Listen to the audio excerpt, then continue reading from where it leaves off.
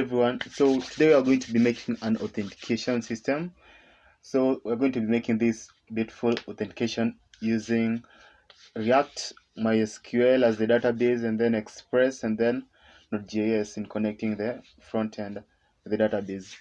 So you can see like this authentication system is very nice, and yeah, I'm going to be showing you how we are going to be making it, and also at the end I'm going to be showing you how you can try and also add the social authentication, or you can add the social authentication part. Okay, and also you're going to be implementing protected routes into this application. Example, you can see, let me try to include this localhost 5173 and then dashboard, you can see, so that you can see how it's going to be behaving. Let's see, you can see like if you try to navigate to the dashboard part, you're going to be brought back to the login. If you haven't like registered. Let me show you again. If I navigate to the dashboard, then it redirects me to the login. If you haven't registered yet, then it will be directing you to the login page. Okay, so let's try and register first of all, so that you can see how it works. Also, you can see like the Google works perfectly, but the problem is like I haven't implemented it so far because I don't want it to be too long.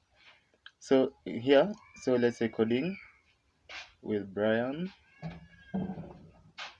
And then like in the email, what you're going to include, let's say, you can just include any email for purpose of testing. Let's say coding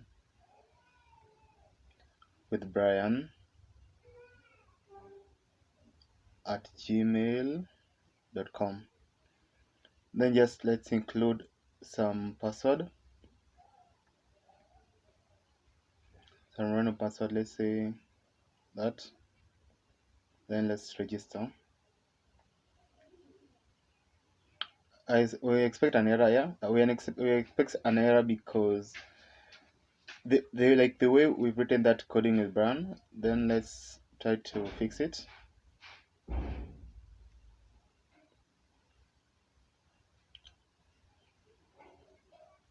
Let's say coding Brian.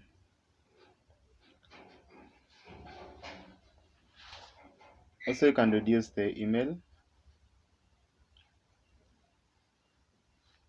Okay.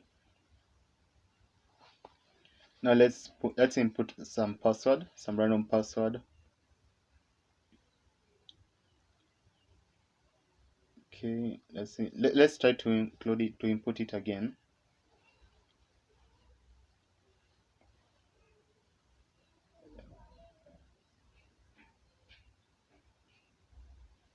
Let's try to input it again in the register, because it suddenly just disappeared, the information. Let's try.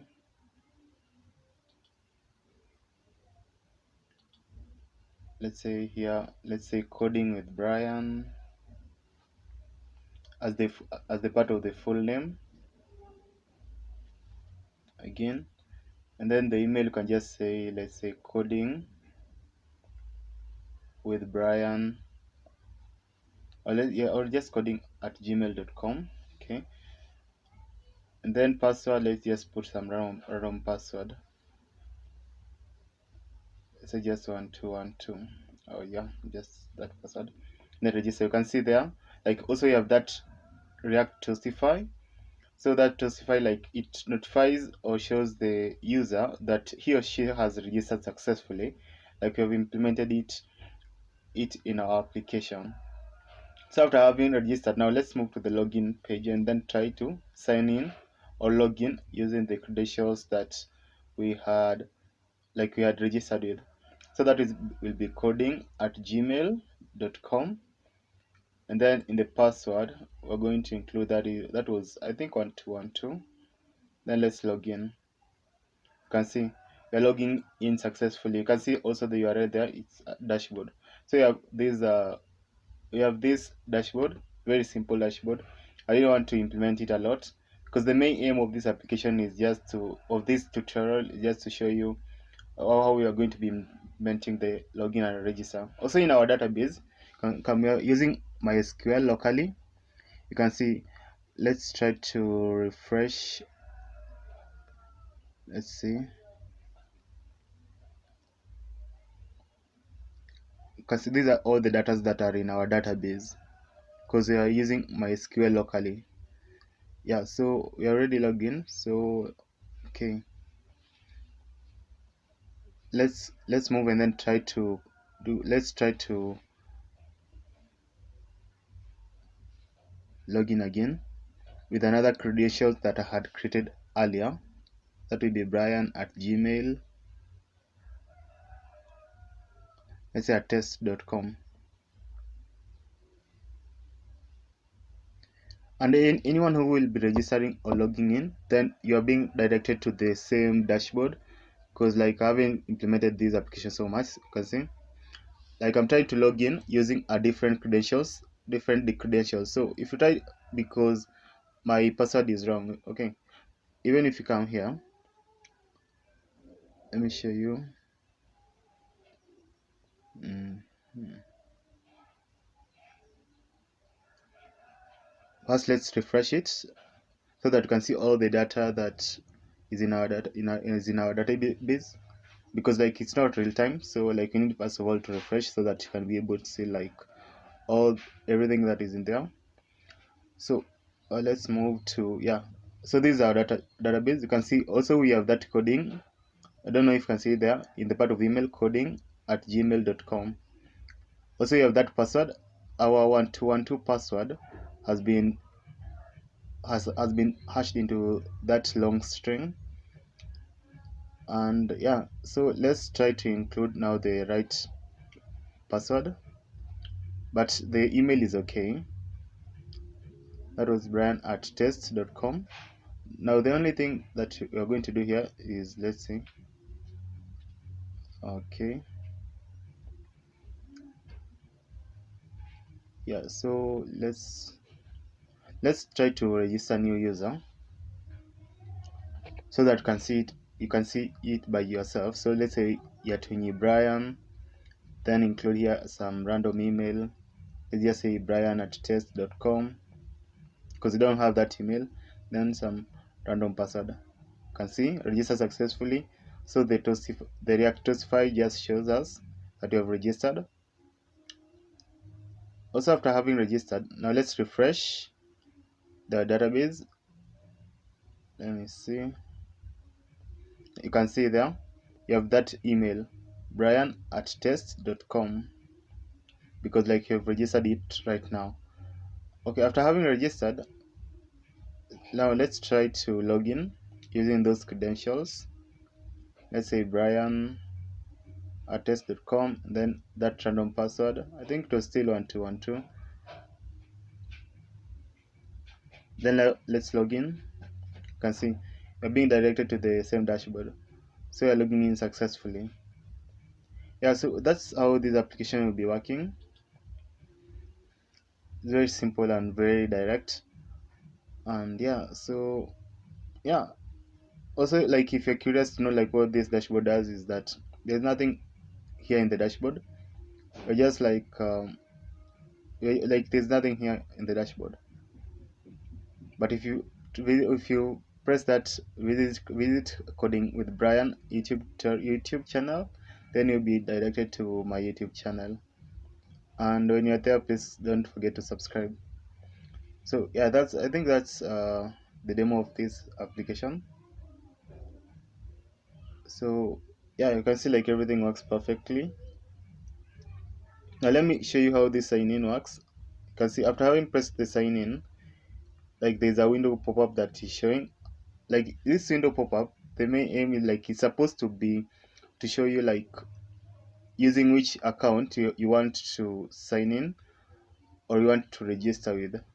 I don't know, like I think all of you have tried to sign up or sign in using GitHub. So like it's supposed to show you like using which account you're supposed to sign in using it. Okay. Like using which email, sorry, using which email you're supposed to sign in or log in. But as for now, like I haven't implemented that part because I didn't want this application to be too long. Just wanted you like to get the main part. But at the end of the video, I'm going to show you how you can get the necessary details for you to be able to sign in using Google. So the authentication part, that is in the register and the login, like they haven't implemented it so much.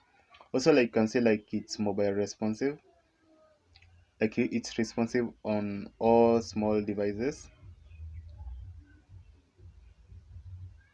Let's try to change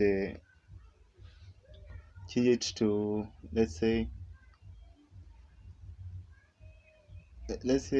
iPhone 14 Pro Max. You can see like still responsive. Yes, so yeah, so you can see like it's still responsive on all the devices. So yeah, so from there I think we are through with the application. Don't know if there's anything else.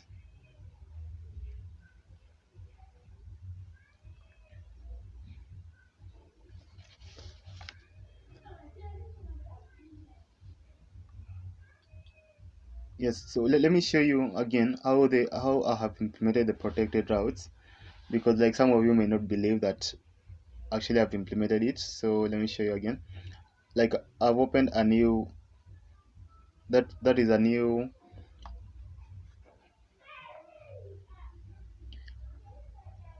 browser, and now in this browser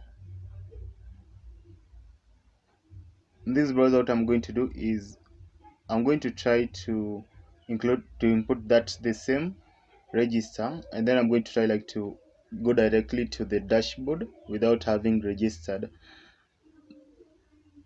So let's just first of all put them side by side.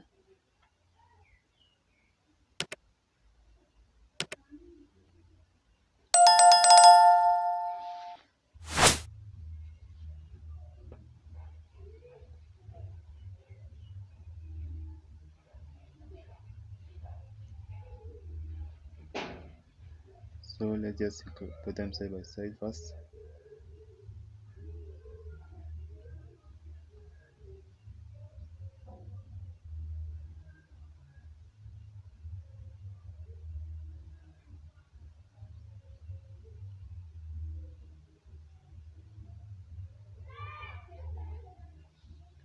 Yes, like that. So this other one, I'm going to try to navigate to the dashboard directly without having registered. And I'm going to see like each time I try to navigate to the dashboard, then I'm going to be redirected back to the sign in page. That means like if you're a user and you haven't registered, then let me see, you can see to the, like you are directed back to the login page, that other browser. That means like if you haven't registered, then you cannot go to the dashboard directly, or you can not see the contents in the dashboard. So this is usually very useful, especially if you like, if example, if you want to protect maybe some private data from someone, like is usually very useful. And I think like this is one of the things that you're going to learn from this tutorial. And also like you're going to also learn how to implement these protected routes. And also you're going to also learn how to use the bycrypt in, let's say, hashing your passwords. And also like how you are going to be using the JWT, that is the JavaScript Web Tokens. Yeah, so let's see here. Let's just yeah, I think you're through with that. So you can just let's start making our application. So the first thing we're going to do is let's create a new folder. So this folder, we're going to call it authentication. Yeah, authentication. You can create a new folder like that. Then open your terminal and then just do cd and then put the path of that folder. So in opening your terminal, you can just do cmd and then to be opened. Yeah. So in this cmd, I'm going to go to the front end. That will be cd front end. I've created another folder known as front end, so I'll move to the cd front end. Then there's this other CMD that you had opened. Now I'm going to say here cd backend. That means create directory backend. Now let's move to the vite.js documentation here. Here you can copy that path, that command for creating a new React project using Vite. Then you can just paste it on your front end. After having pasted it, now let's just wait. Now if you want to find all the necessary codes, you can move to the link in my GitHub that I'm going to include it in the description below. So in this link from GitHub, you can move to the package.json, and let's move to, first of all, JWT. I'm going to show you how you can use it. So let's move to this package.json. Here you can copy all the raw data. You can come to your ChatGPT and then you can ask it, like, you want to install all the dependencies that I've included in my project. Let me show you how you can do it the easiest way possible, instead of just like installing them one by one, because that if you want to install them one after another, then it's going to take a lot of your time. So after pasting the code and then telling GPT to put all those dependencies on one line, you can see I'm getting a very awesome command there that I can just include it in my front end. Okay, so in the backend I had done, this is still in the front end. In the front end, let's choose it to be React, and then let's choose JavaScript. Then you can do here npm install. If you have worked with Vite before, then I think you know how this usually goes. Yeah, so still the same. Let's move also to the backend, because we have some dependencies in the backend still. So let's move to that package.json. Can do the same thing that you have done to the front end. So let's just copy the code.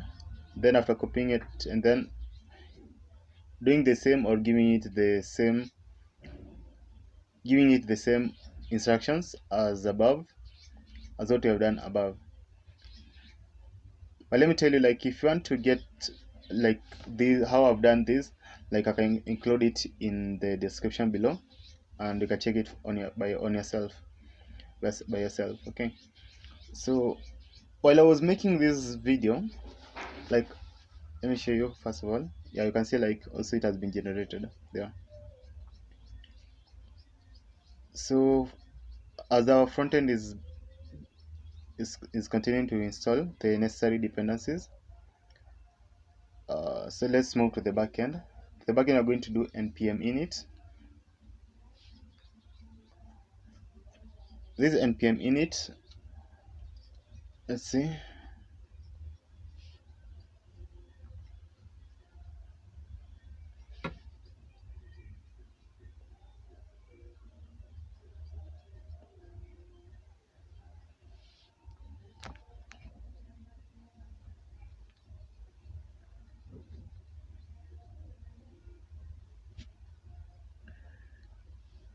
So after having pressed npm init, you can just press enter to all those, to everything you're going to be asked in the backend. You just press enter to everything you're going to be asked at the backend. So let's see.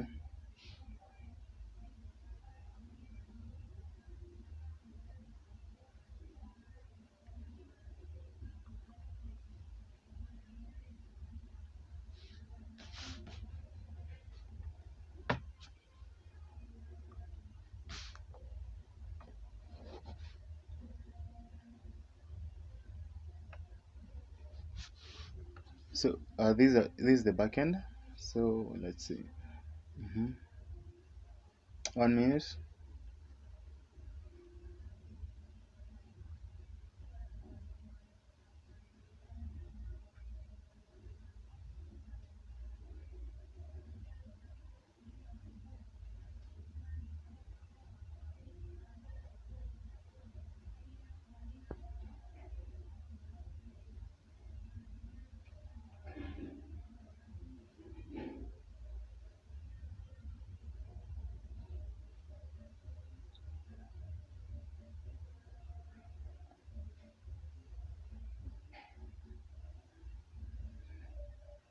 Yeah, so as you can see, like the front end has installed everything perfectly, so you can just do npm run dev in the front end part.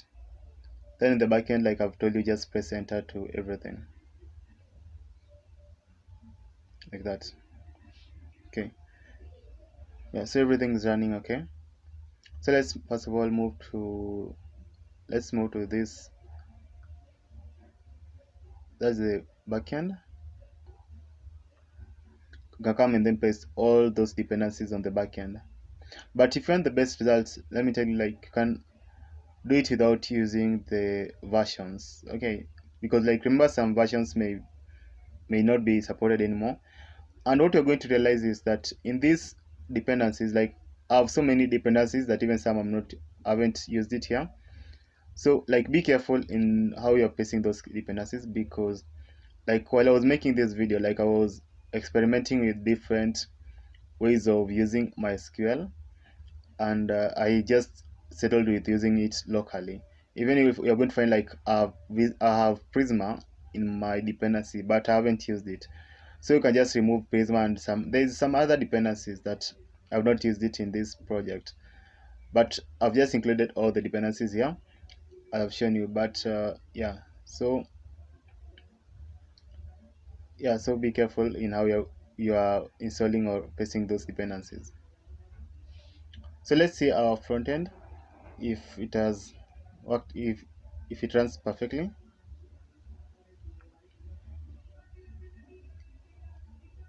So but battery is running low. Let me put it on charger. Okay, so yeah, you can see like the front end is running perfectly. Now let's return to other important things. So let's leave the backend for it to install all those dependencies, and also the front end to install those dependencies. Yeah, so that's how you can use GPT in just simplifying and making your work easier. Now again, let's move to this React Auth, to the GitHub link, or the GitHub link for this project.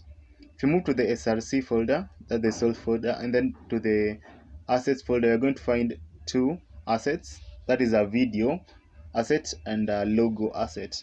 I'm going to put a link to those two in the description, and you can check it out. So you have a logo and then a video.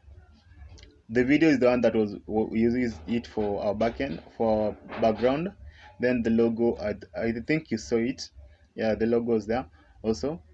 Yeah, so we have only those two. Only those two.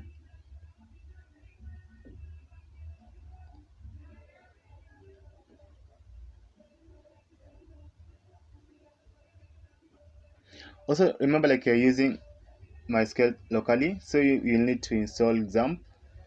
So you can just come to XAMPP and then come to here, download. From here, if you're using Windows, you can download it here. Because since I'm using Windows, you can just download it here. And if you're using Mac, I don't know where you can. I think it's still on the same website. Yeah, but yeah. So here, you're going to need to create a new database. So you can come to MySQL. You can look at that path, which is localhost php MySQL, and then after having pressed new, you're going to be prompted to include the database name. So here you can say auth2, or you can just give it any name that you want. You can see, like after having, now we have our database. Now it's live. Now let's create the table. You can call it users, then I'll create. Yeah, now we are creating the tables.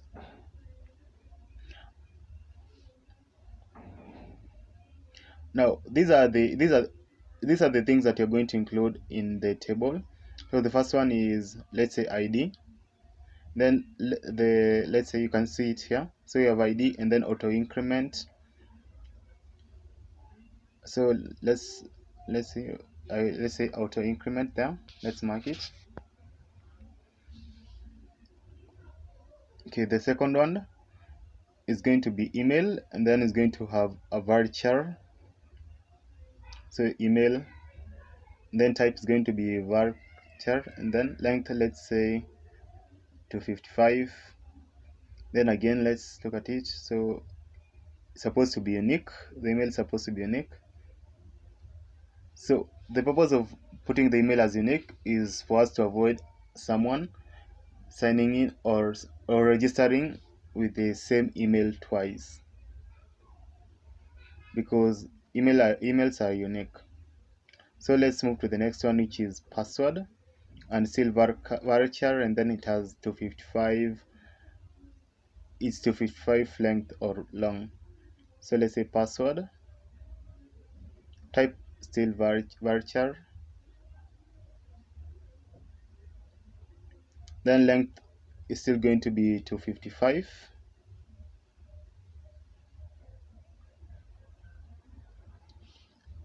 like that, and then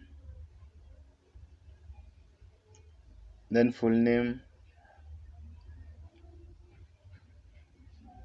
then it's still varchar, but let's put it full and then underscore name, then varchar, still length is 255, that.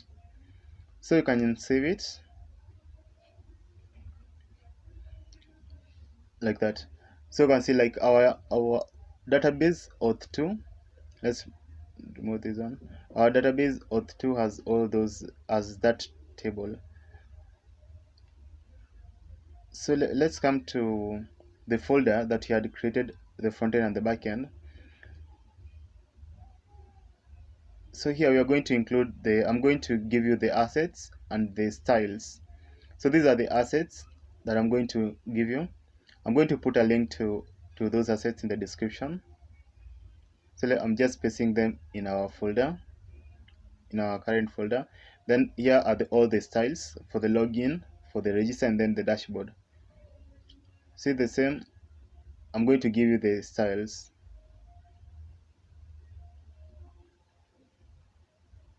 like that. I'm going to also give you the styles. So these styles, like I've implemented them using style components. So I'm pasting it on the folder that we created earlier while you were starting. So if you open your Visual Studio Code, if you open your VS Code, then you're going to find all that folder styles and all those assets that you have included into it. So let's see.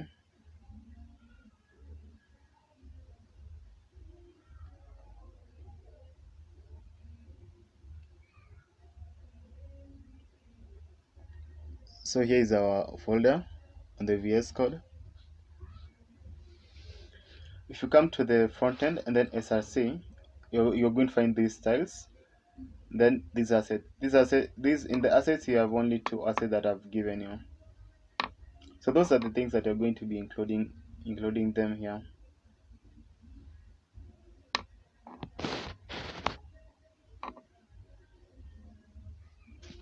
Yes, so those are all the things.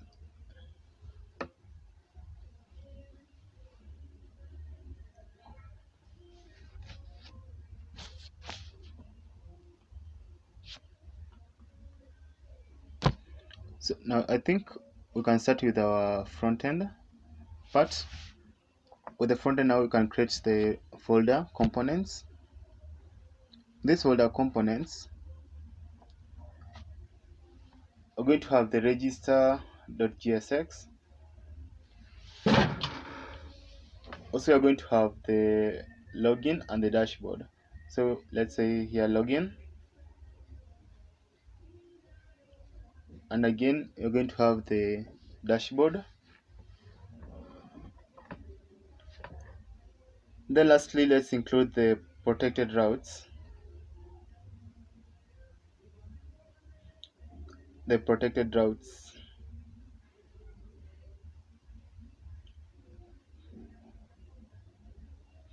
Protected routes, route.jsx.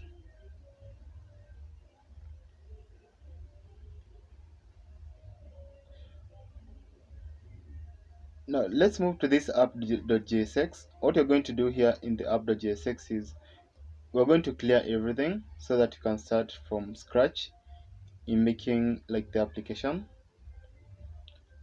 So what you can do here is let's remove this first of all. Let's remove the all contents that are inside the return.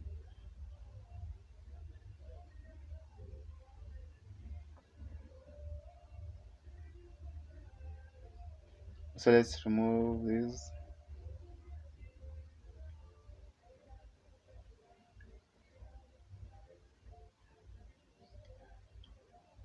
Like that. And let's include like the details that you want. So let's say import browser router as router. Also we have routes, and then you have route, and then you have navigate, and they're being imported from React Router DOM. Also let's import the register.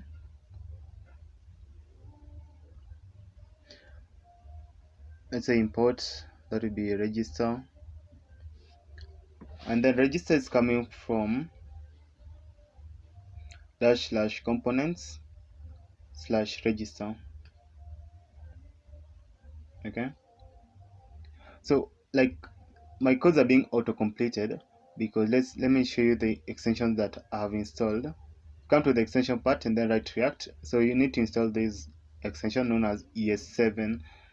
If you install this extension, then it will help you in completing or auto completing your codes. Okay, so let's also import the login. It's coming from still components, from login, and then lastly, let's say dashboard. Also let's import the dashboard.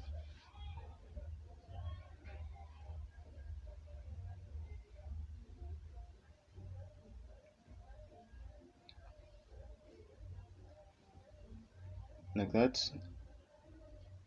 And then let's import also the protected routes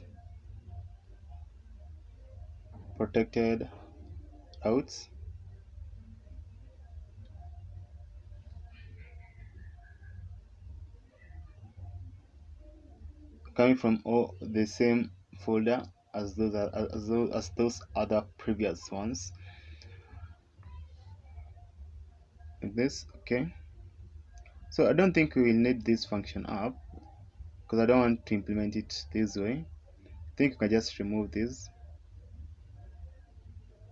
Let's remove this one and start it from start. Let's say const app, create it this function in this manner, like it this way, then return.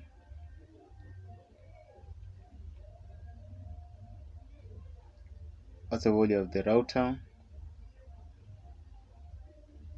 then inside you have the routes. In those routes, then we are going to include now the route, the specific route. But remember, like the route is self-closing. Okay, the self-closing tag. So let's say the first one to be path, and then let's just put slash like that, and then let's say element, say it to be, let's say navigate to, that will be login,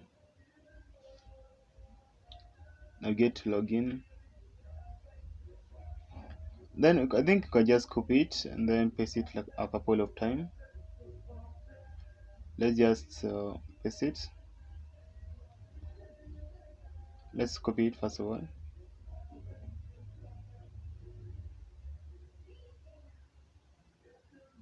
Okay, so let's see first. So let's just include the RAFCE to all the our files that are inside the components. Can just include all the skeleton codes. So using RAFCE.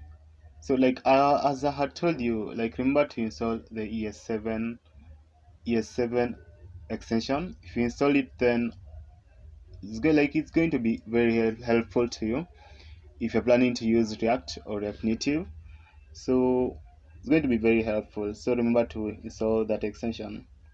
Yeah, so you have pasted it, and then let's say here to be register. Then element is going to be,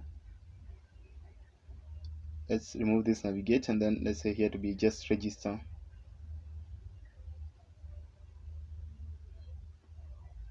Like that.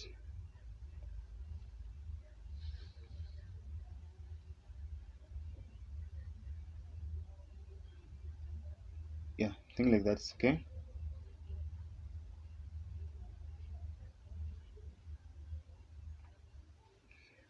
Yeah, like that. So again, let's copy it and then paste it a couple of times.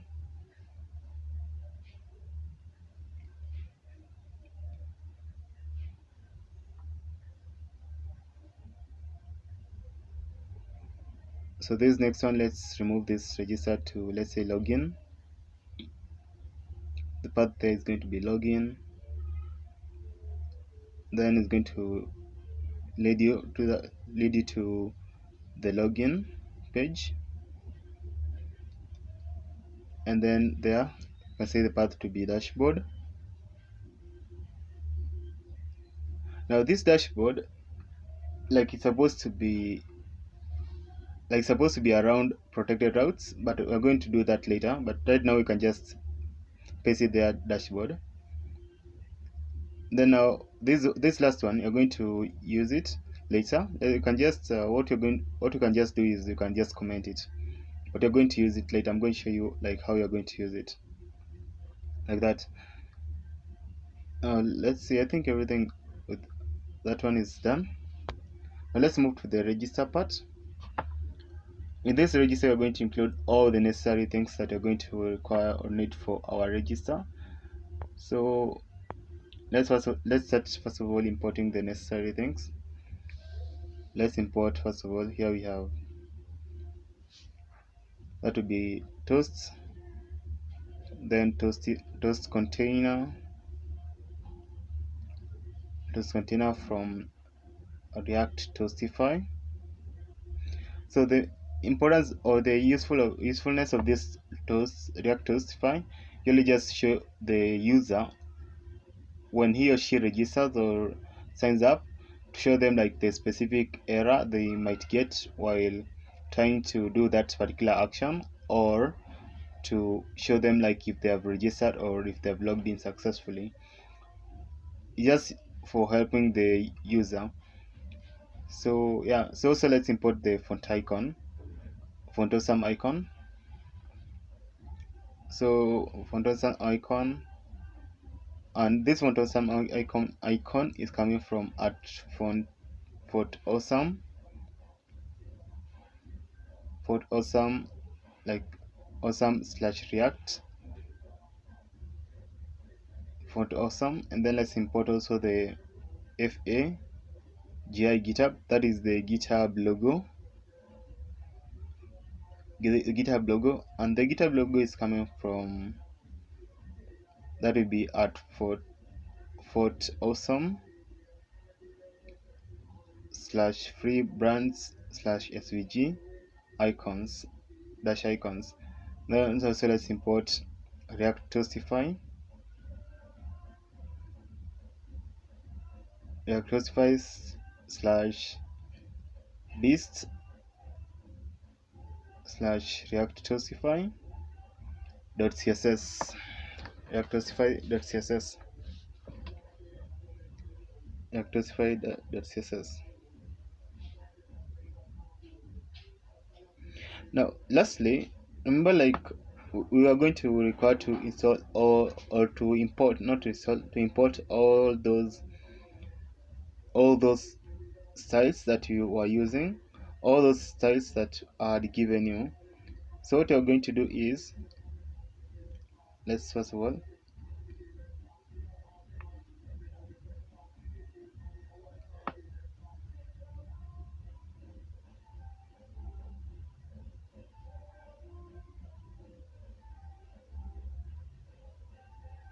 on it. So let's see.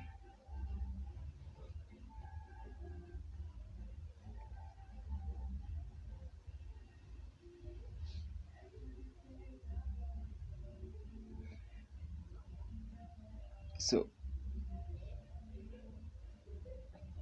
yeah, now in this styles, like remember you have all these styles, so you have also the register styles. These are all the styles for register. All these ones are all the styles for the register page. They're just style components. Like if you want, then you can just move through, like from you can move and then see all of them. Like I'm going to put the link for all those styles in the description below, and then you can just check all of them as you wish. Yeah, but they're just simple styles. Like I didn't want, because if I wanted us to code all these styles, then we would like have wasted a lot of time. Also, you have the login styles. They're almost similar but different a little bit. And lastly, I think, yeah, not I think, like you have the dashboard styles.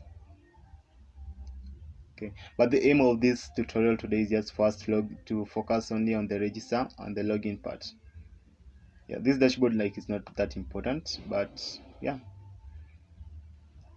Now let's remove all those open tabs. Now let's import all those styles. We're going to import now all those necessary things from our style. So they're coming from that styles and then slash register styles.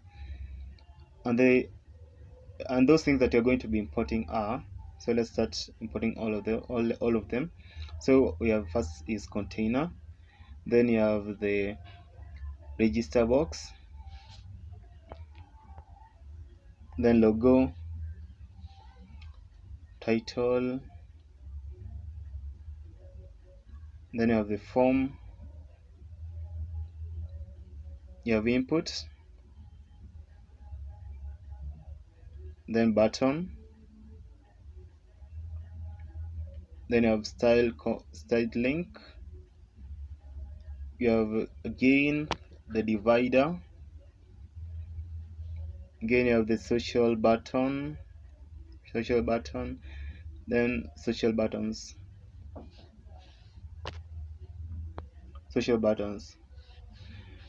So like if you want to see like what all these are doing or what these are doing, then you can just move to the register styles, then you can check all of them one by one, and then after looking at them one by one, then you can know like what they are doing in there. So okay, so also let's import that video. So you're going to say bg video import, and then you're going to import it from its path, which is from assets slash that is bg video.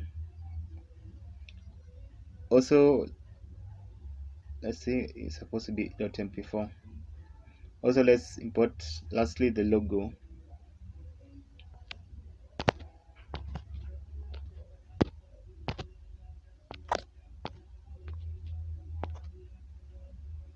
Yeah, so importing the logo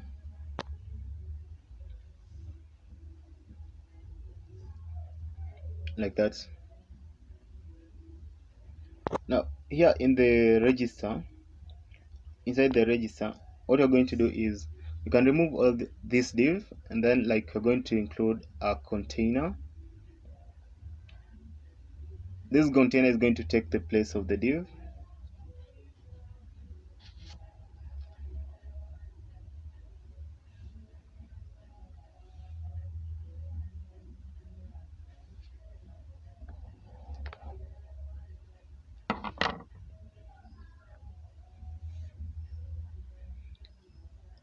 Like also you have included the toast container, but we're going to comment it later because like you have not implemented it right now. Okay, but here I've included the video, and then now in this video tag, we're going now to include the necessary details for our video that is in our assets folder. So we're going to say there to be that is autoplay muted, then logo ID, autoplay muted loop ID to be bg video. Then we're going to give it style, going to give it a style, So it's going to have these styles.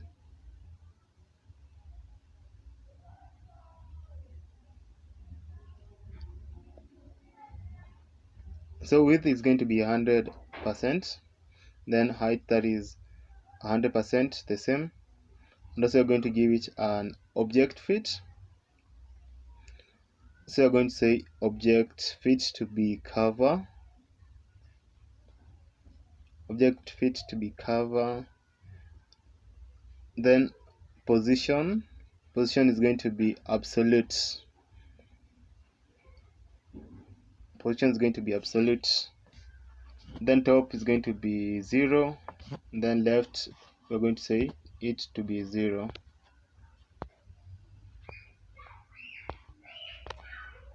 like that. Then now let's include the source, and then we're going to say in this source we're going to say src, going to include that bg video to be bg video, and then let's see here, type we're going to say is going to be video slash mp4, like that.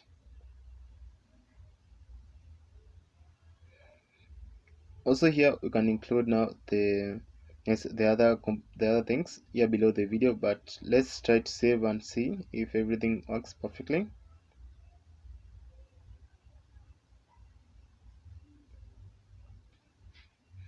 Okay, let's inspect. Let's inspect it so that let's see.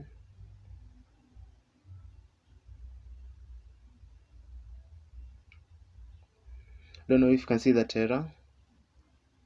Okay. The first one is for the path. The path is wrong, so let's change that. Yeah, so yeah, the path was wrong. So it's supposed to be BG video with the V to be small. Let's change all of them to be with V small.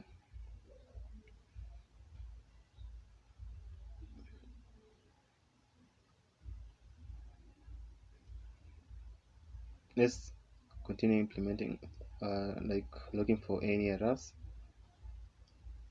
Okay.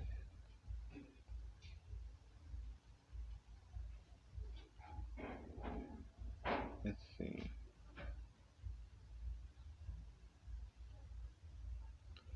Let's comment that, and then but they haven't been included in our project, but let's just see. From the console, okay, say package.json, see if maybe we have the font awesome. Like it has been installed perfectly. Don't know why the reason for that error.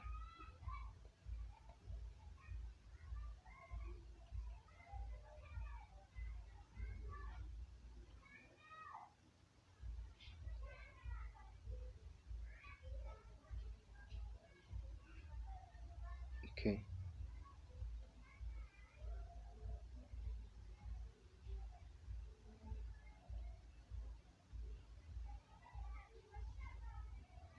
What we can do, like let's remove this toast container. Let's remove it by commenting it, because like remember we haven't implemented it, we have just included it there. So we can comment it and then save and see if maybe that is the cause of the error also.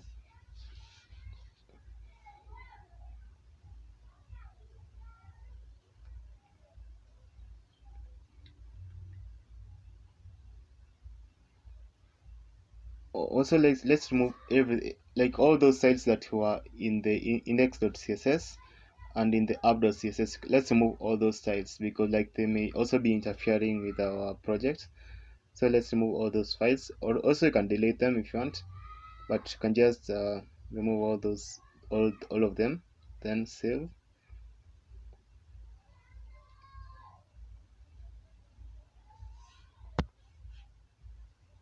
Let's just save all of them and then check if maybe I'm going to find any error. Yeah, now everything works okay. Now this is our video, you can see it's okay.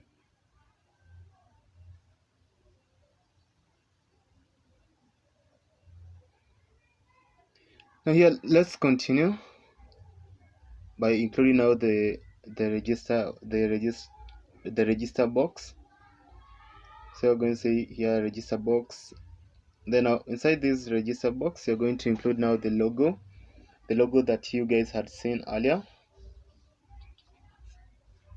So we're going to have that logo. This logo is going to have a source. Source is going to be logo.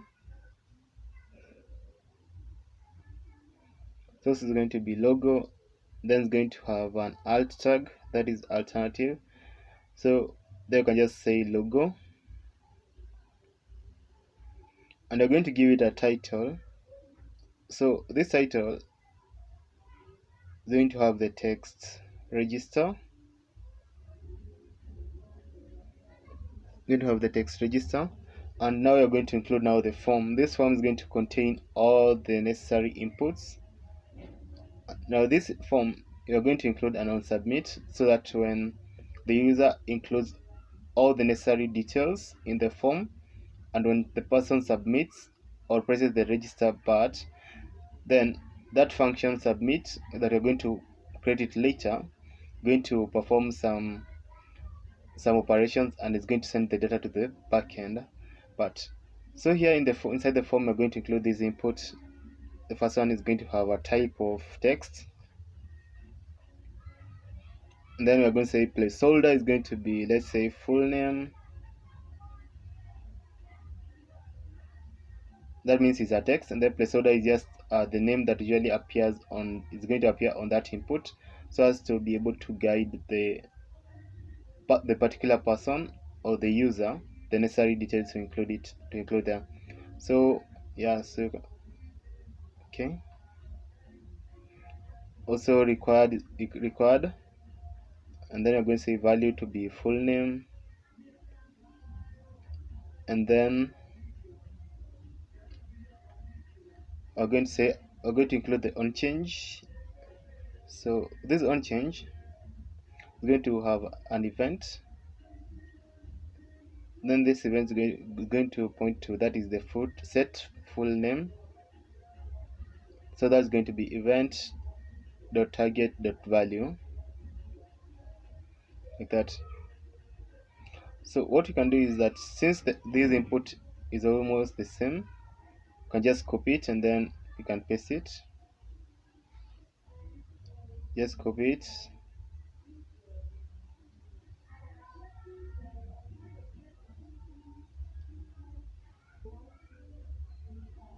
Then paste it I think twice. Let's paste it twice. Okay.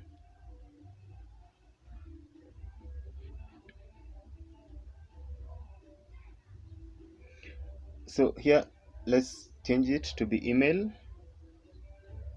Then the placeholder is going to be, let's say, email address. Then here in the value, let's say it to be email. Then here set email. Okay, and then the others remain the same. Also now this the next one. Here we're going to say password. Placeholder is going to be password.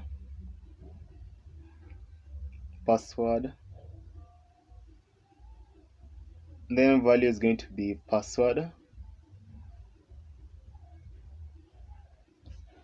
Then here is going to be set full password, or just say set password. It's not full password, set password, like that. Now let's include a button, the button for the register part. So this button is going to have the text register, and then it's going to be of type submit. So type is going to be of submit. Okay. And then now below this form, okay, first of all let's save it and see for any error. Let's check our console. So in the part of inspect, then let's try to check our console. Let's see, inspect.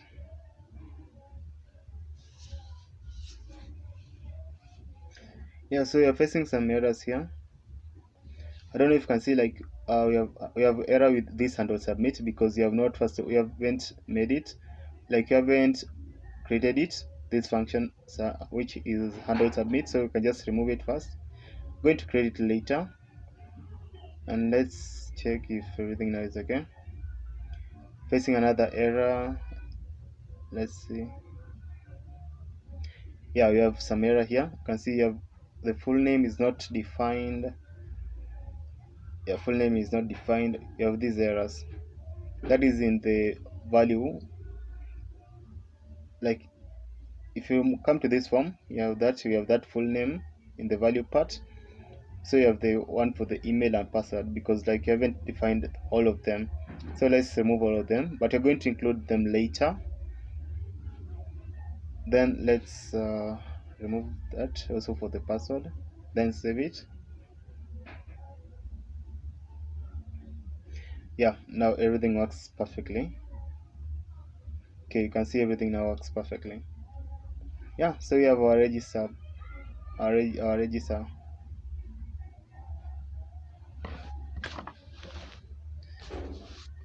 Yeah, so we are through with the register part. So the only thing that is left is, let's try to implement now the social icons. So here we're going to now add that divider, and this divider going to have the text or continue with. Let's say if you want maybe to if you want to use email, or if you prefer to use maybe the social icons or continue. And then if you prefer to use the social icons, then you can choose either between the Google or the GitHub part. So here we are going to paste to include that the social buttons part. And then inside the social buttons, you're going to include now the part for the Google and the GitHub. So we need first of all to import it into our register, because we had installed it in our application. So let's first of all import it.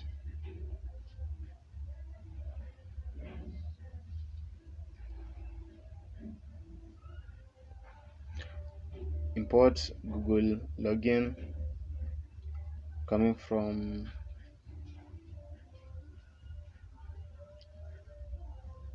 that path at React auth Google.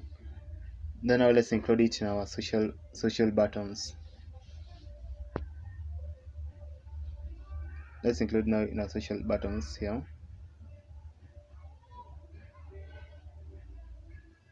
In these social buttons, let's now include that Google login.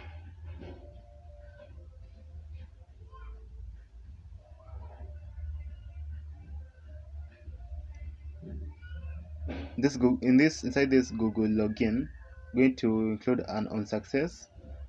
This is going to be we're going to create this. It's going to be a function, and we're going to create it later. That means that this on success is going to this on success is going to run this handle Google success, and then this on failure, maybe if you fail to log in or register using Google, then it's going to handle Google failure. This handle Google failure and handle Google success are going to be functions that you're going to create them later. Then you're going to include here style. So the style is going to be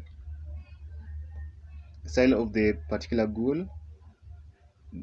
So width is going to be 100%. Then margin bottom is going to be, let's say, 10 pixels. Margin bottom is going to be 10 pixels. Again, let's include also the social icon for GitHub. So social button. So this one we're going to implement it differently. I did this like deliberately. Because in this Google login, you're going to find out that you haven't used the font awesome icon, but now in GitHub we have used the font awesome icon. So in this social button, you have said font awesome icon, and then icon to be FA GitHub. We're going to give it size to be 2x, and then Now the text that is going to be inside it, we're going to say here to be signed in with GitHub. I did this deliberately, so as to show you like different ways like you can be able to implement this social icon. So this social part of the signing in or logging in an authentication system. Okay, now let's include now the side link here, side link, and then let's say already have an account. If you already have an account, then you'll need just to log in. If you already have an account, then just log in. Then now let's include the particular place that you're supposed to be directed to. Just slash like that. Okay, let's comment that because we haven't created those particular function. That is function handle Google success and handle Google failure. Also, another thing that you're going to need to do is, let's try to save it first.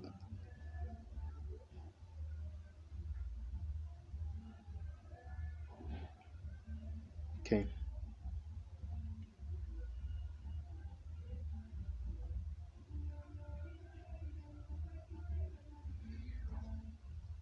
let's now look at here. I think now we need to implement it also in our app.js. Like we need to wrap the whole of the router with the Google authentication or Google sign in. Yeah, like you're going to do that later, but let's see.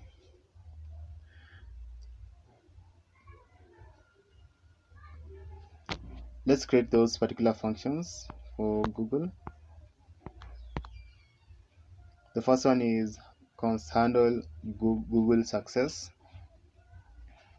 Const handle Google success. And then you are going to be pass there a response.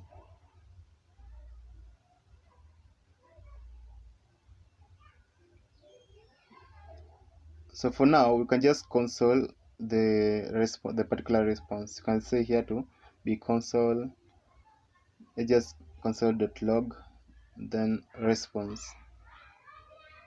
What you just want to do right now is just to console log the particular response that you're getting.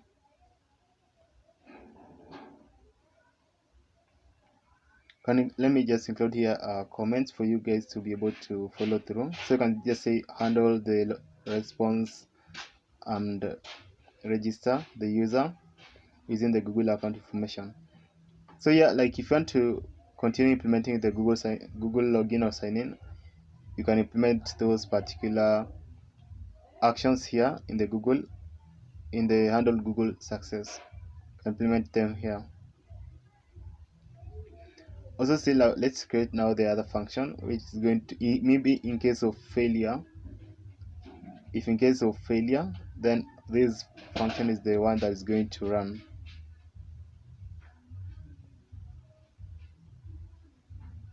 So it's passing error, and for now we are just going to console log it. So let me show you. Just going to do for now console.log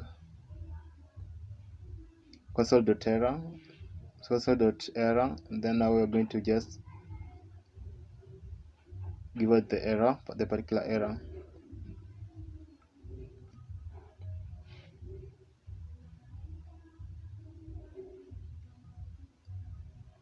Okay, still like the register still facing error, so let's inspect it further.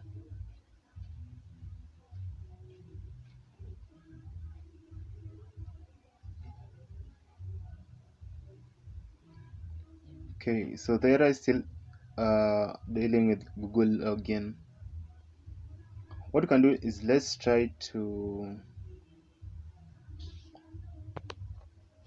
move to the app.jsx, because remember, like we're going to need to wrap all the content in the router. In this router, you're going to need to wrap them inside the Google authentication part. So first of all, we are going to import it. So we're going to import it. So we're going to say import. That's going to be Google OAuth provider from that path.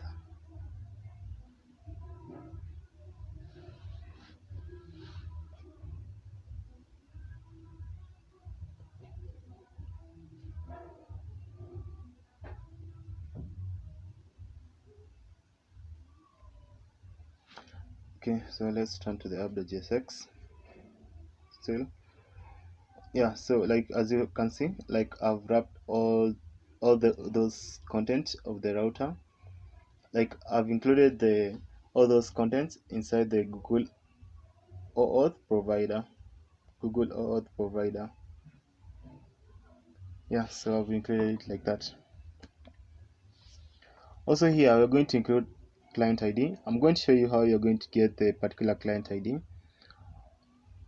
We're going to include it here, but it's usually good practice for you to include it in the .env folder, in the environment folder .env. You're not supposed to paste it directly in your codes. That's not good practice. Okay, also I've commented all this Google, like I've commented all this Google login, and also I've commented, let me comment this, the import here. Let's comment that. Like I've commented the both of them so that I can know if maybe it's the one that if it's the one that is causing the particular error. Then now let's save it and see if the error has been resolved.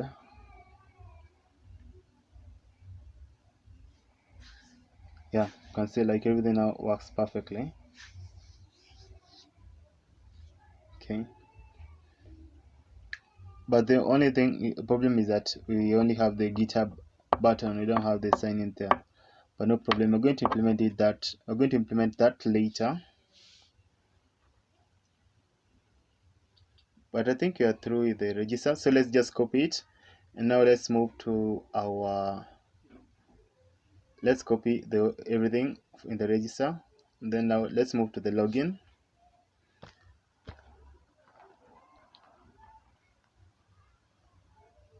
In this login, we have pasted it. We have pasted all the thing, all everything that was from the register. We have pasted it into the login.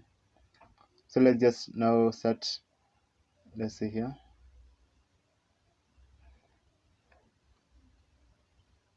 Let's move to the login. Here it is. Now let's start doing the necessary changes. Here is our login. So the necessary changes is to remove this part. We're going now to start implementing the necessary parts. So we are going to say import React. Then you have use state,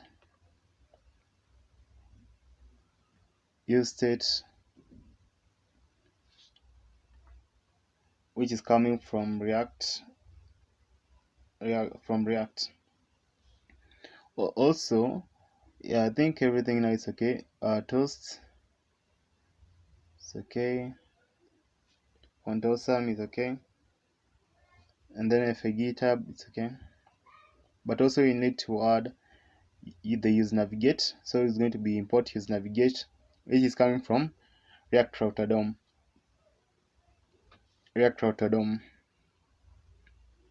Okay.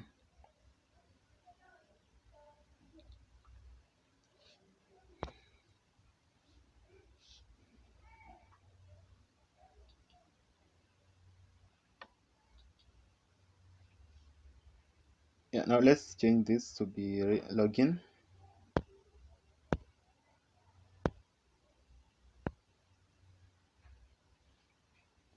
And also in this form, we can, because we're only supposed to have the email and the password and the submit part, but we won't need the set for the full name part. So let's remove that.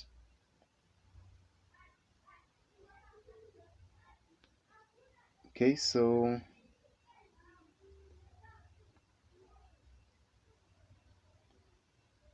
let's remove this the text that is inside this button. Let's move it and include that to be login.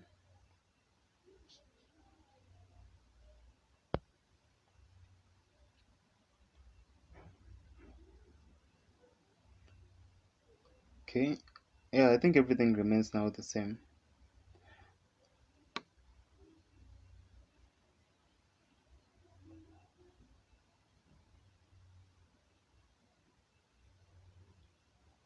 Already, let's say here, let's say remove this and then just say create an account, if maybe in case you don't have an account. So create an account, yeah, like that. Yeah, so yeah, you can see like everything works okay.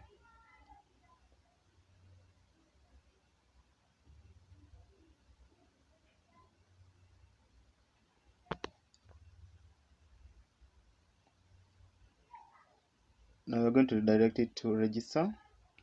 Yeah, so I think you're through with the login and our register.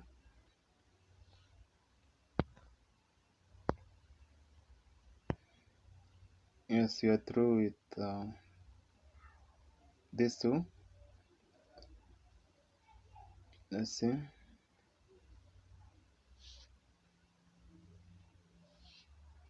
And let's move to the dashboard.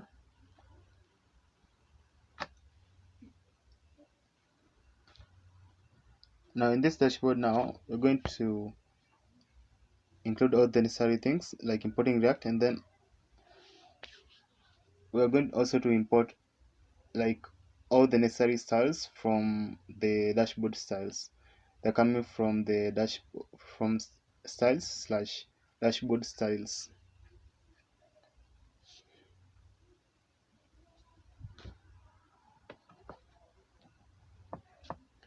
So let's say here we are going to say welcome message, and then you have user info, you have user info content. Also you have recent activities,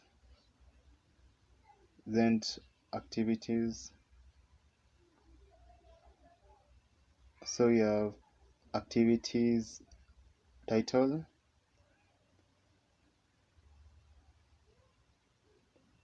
also activities, let's say going to be now after activities title, let's say activities list. Then here we're going to say activity item, like that. And then you have quick links, then quick link button. Next is section, tutorial section. Then you have tutorial title, and then tutorial link. Then lastly you have the user info title.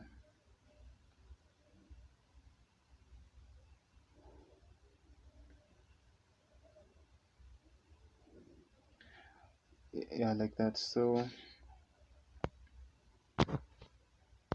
you're going to say like const user, and here we're just going to hard code some data. But in real application, like if you want to make this part dynamic, you can make it. But here right now we're just going to hard code this data, then we're going to use them in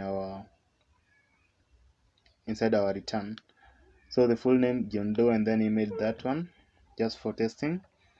Then now inside this return you can remove this div.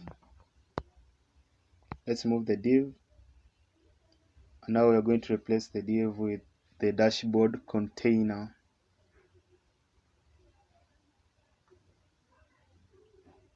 Going to replace it with the dashboard container. So this dashboard container, first thing you're going to have is now the welcome title, or the welcome screen, the welcome part. So we're going to say here to be welcome back. Then here we're going to pass now our user and the full and the full name. So we're going to say user dot full name,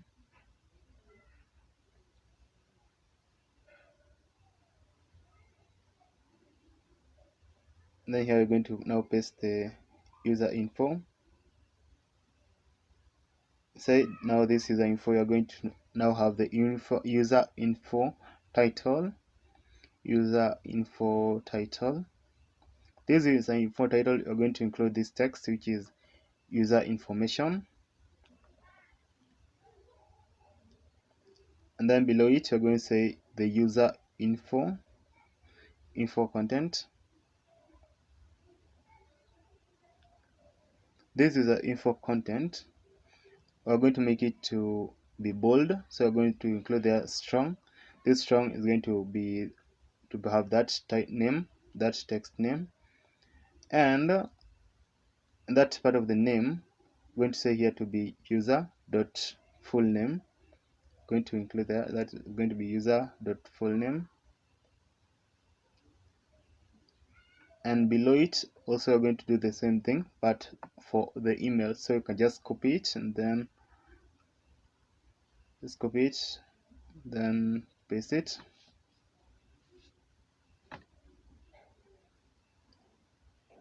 like that. Then now replace that with email,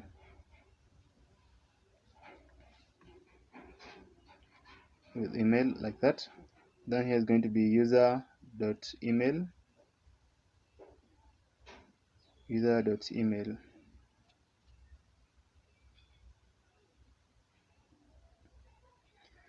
Also you can include the part of the recent activities.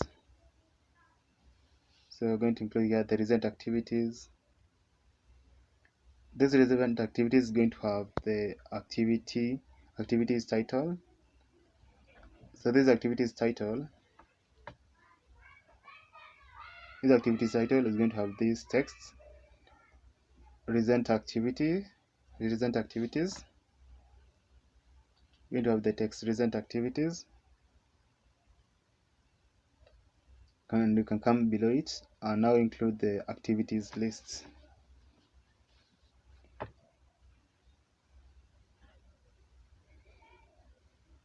Activities list. Now inside the activities list, you're going to include now the activity item. Activity item. Activity item, like that. Here you can just include here some text. Let's say here logged in at some random time. Just include here some random time. Just for decoding it right now. Then you can just copy it and then paste it a couple of times because you're going to need it or require it. So copy it and then paste it a couple of times.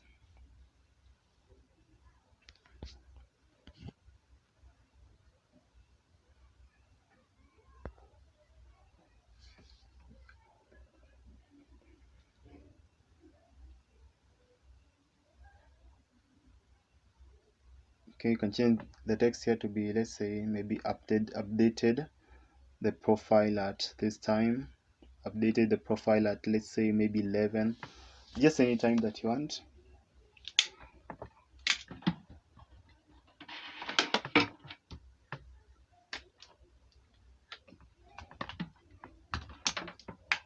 Then here logged in at that time.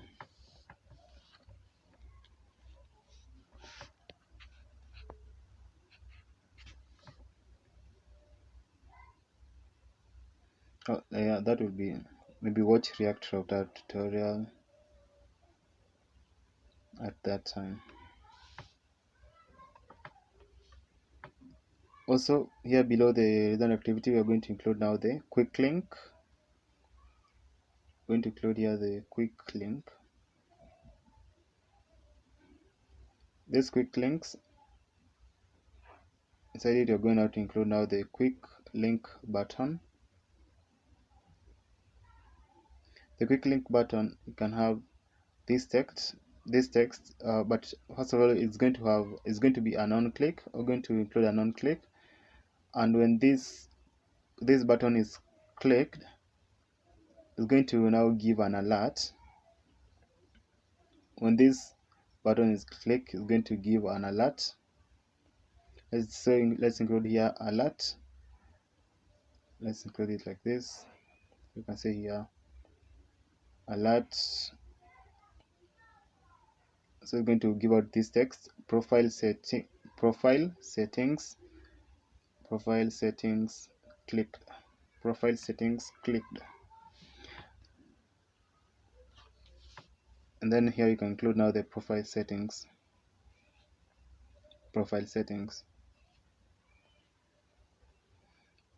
Yeah, so you can just copy it, because we're going to have two buttons, one for the profile settings and then another one for the logout. So here you can change the text to be, let's say, logout, like that.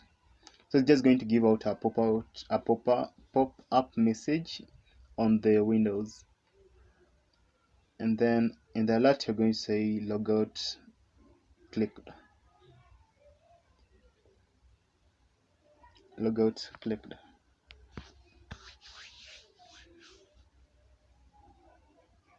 And then here below you can now have the tutorials section.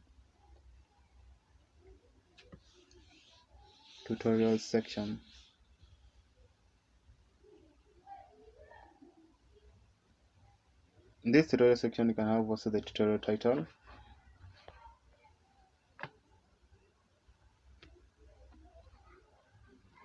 The tutorials title, you can just put here some random word. You can just say, like, maybe check out the latest tutorial, just anything, check out the latest tutorial. And then below it you can just, I'm going just to include here a link to my YouTube channel. But remember, like, this part of the dashboard, like, it's not a must for you to make it, for you to create it. You can skip it, since like I've included the time stamp in the description. You can just skip to the part of the protected routes. But this part of dashboard is not that important.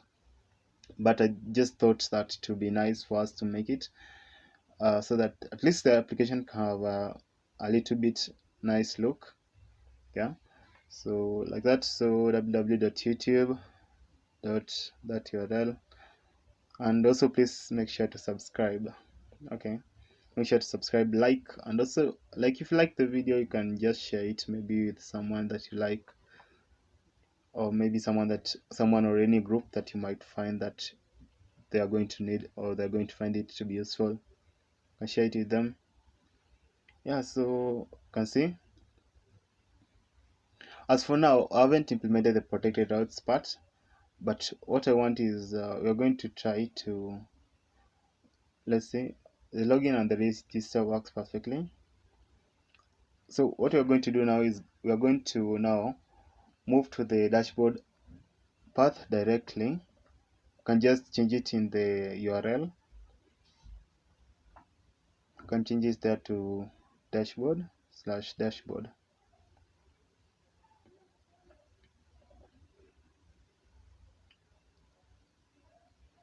So yeah, so that you can see how it is, or how it looks.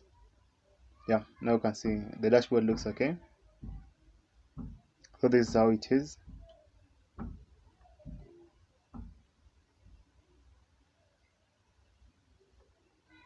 If you press that button, then let me show you where it leads you. It leads you to this part. Yeah, it will lead you to this my channel, Coding with Brian.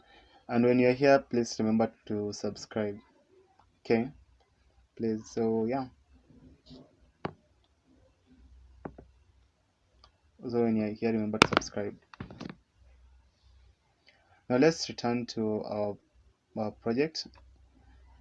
What we're going to do right now is I want us to now implement the protected routes. Let's move now to the protected routes, the file that we had made.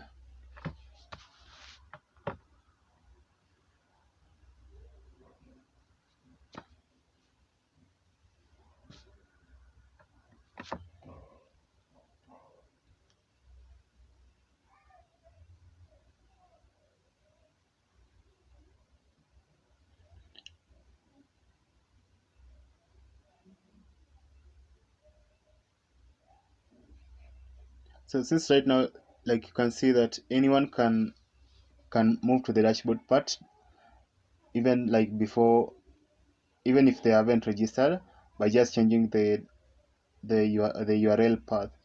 But the function of this protected route is that going to help us to be able to control the people that will be able to, that the people who will be able to move to that part. Okay, so that's why we are implementing this protected routes part.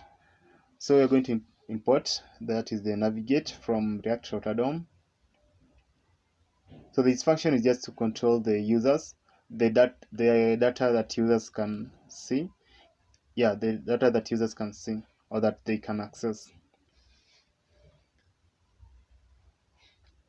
Okay, importing navigate from React Router DOM, and now inside this inside this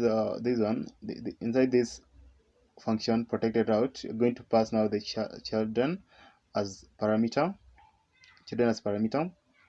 and what you're going to do here is we're going to let's remove this div. Now before that, we're going to say here const token is going to be local storage dot get item, local storage dot get item, then passing now the token. Then we're going to console.log it. So we're going to say console.log.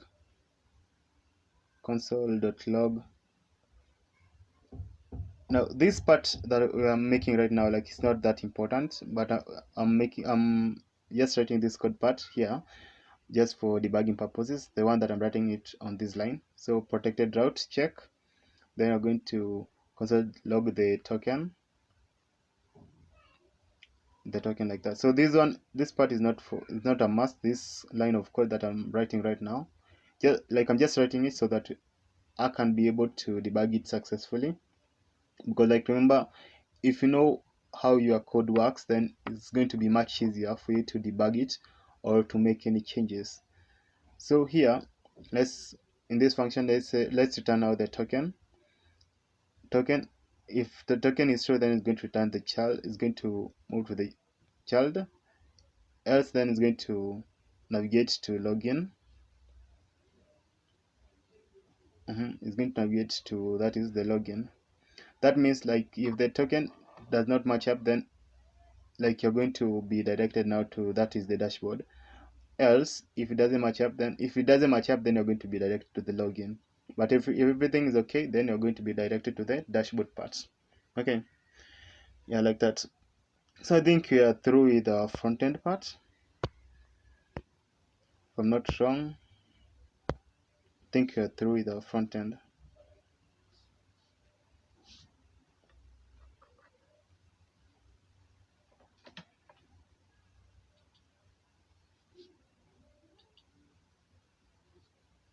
Yeah, so now here in the upload.jsx, now we need to make sure that the protected route path functions perfectly. So we have uncommented that code that we had commented earlier. Here we're going to include in the part of the path, you're going to include now a star. Let's include here a star.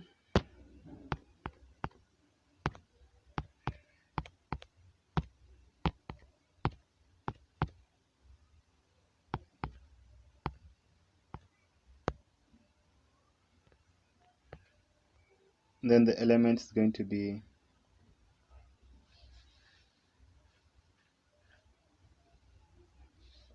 element here is going to be navigate.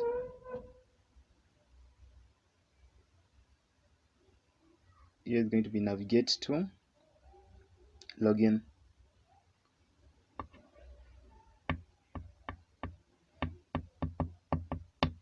That means like if you haven't registered, then you'll be redirected to the login. Now the other thing that we need to make is this part of the dashboard in this code that is here above. So let's remove that. Now in this code that is here above, that means if someone tries to move to the dashboard directly, then it will now let me show you how it's going to be. if someone tries to move to the dashboard directly, then it will direct someone, like the code is going to move to the part of the protected routes, and then it's going to execute the code. And if it's going to find, like, if the person hasn't registered before, then based on the token, like, then it's going to direct the person to the login part. Okay, and if the person had registered before, based on the token, then it will be allowed. So here we are now passing now the protected routes. This protected route, inside it now we are going just to put that dashboard. We're going to now paste that dashboard element, that dashboard component there. Yeah, that's how you've implemented the protected routes, meaning that someone cannot just jump to the dashboard directly. I don't know, like, if you have understood how we have implemented it. You can look at that code again, and yeah, check it by yourself, and you can see, you can look at it. So I think you are through with our backend, or with our front end, sorry. Now I think now we need to move to our front end. Let's try now to navigate to the dashboard. But I think now, right now, we're going to implement the necessary parts, but let's try and see. Okay, so okay, we're going to deal with that later, but that's not a big deal.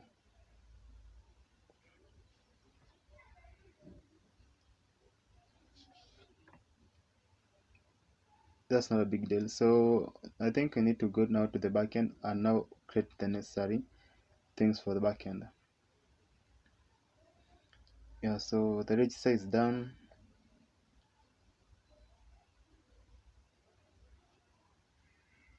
Okay, so there's something else. Now let's implement the part of handle submit. Let's say, like, in case if someone has filled the register login, then when they submit it, then let's now create that function that is supposed to handle now the handle submit. So first of all, we're going to say const full name to be set full name, and then to be used state to include that to be none, and then const email here, const email, and then here we're going to say set email,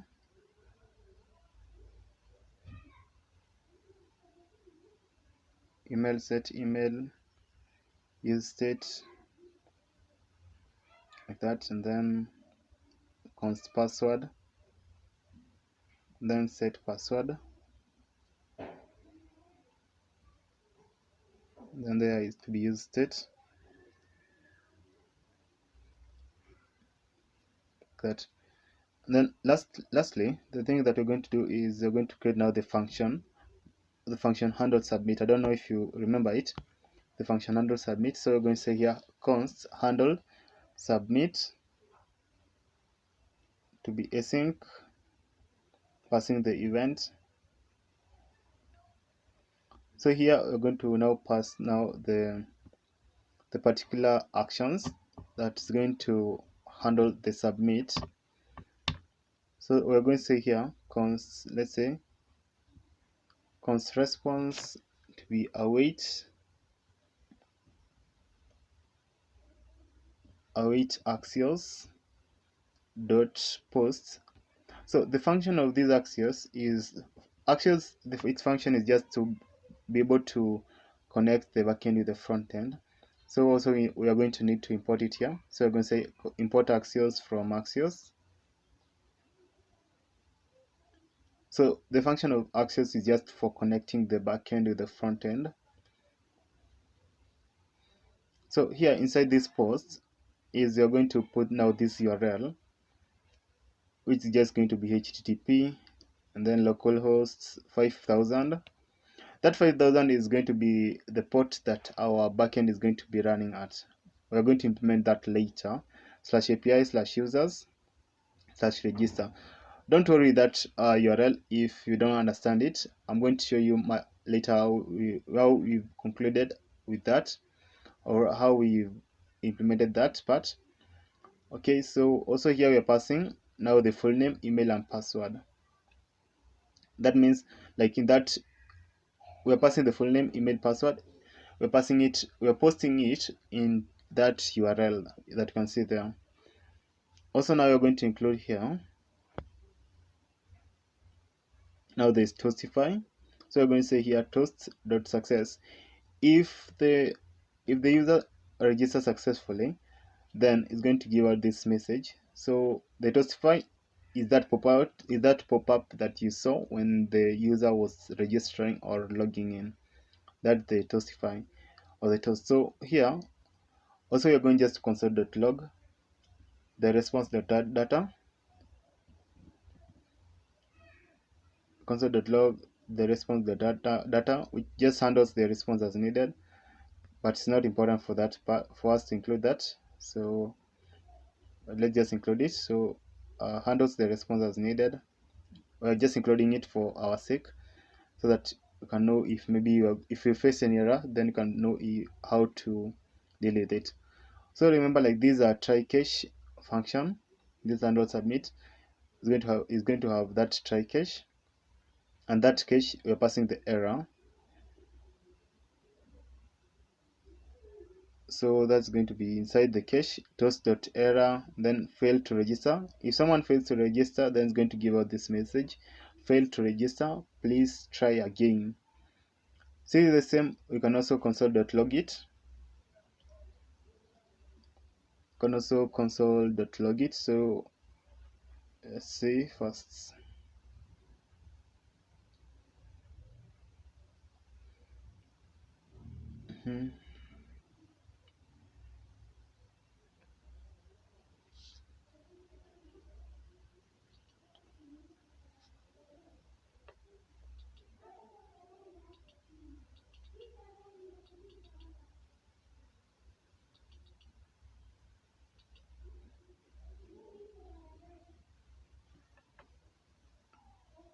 Okay, so let's just console log it. So it's going to be console.error, console.error, then that will be error.response.data, error.response.data.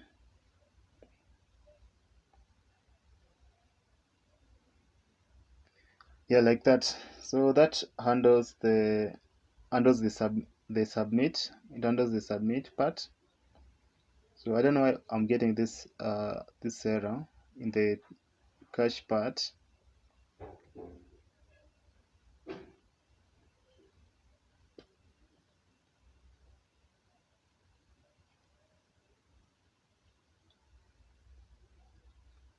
Yeah, so like, remember, it was try cache, so I had forgotten to include that try there. Yeah, so I think I've solved it like that. So yeah,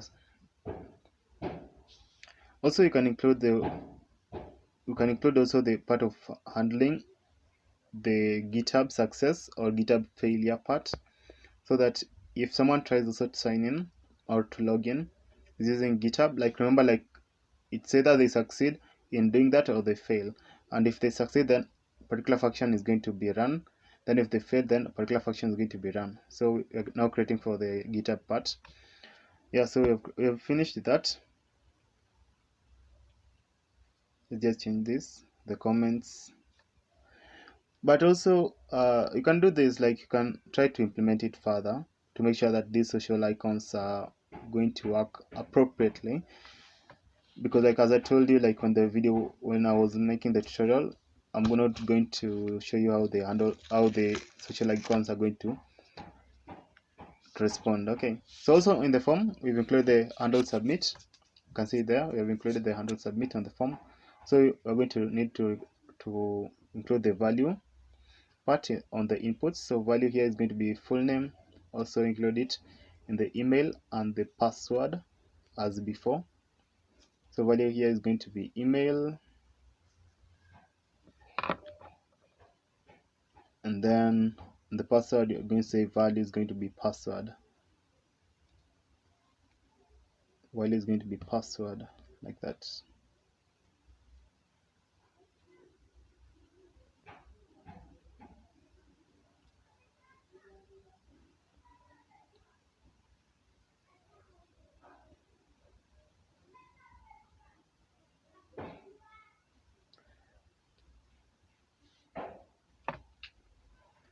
Yeah, so I think I've done everything.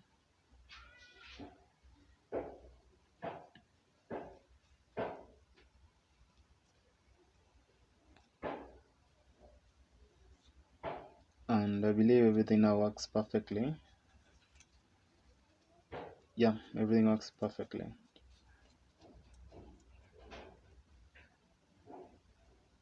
Okay, now let's do the same as we've done. Let's do the same on the login.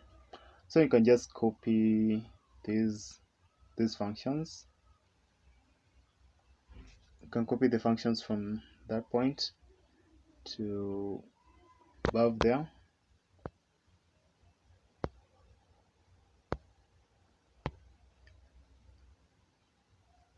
Yeah, now in this login, now let's do the necessary.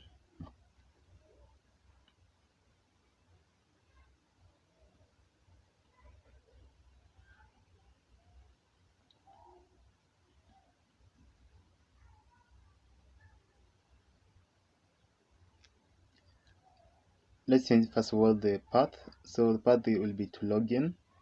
So don't worry if you are finding this confusing. I'm going to show you later. And here we're not going to be passing the full name. So let's remove the full name.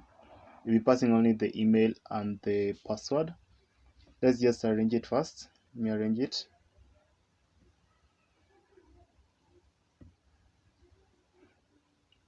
Like that. Also, let's do this.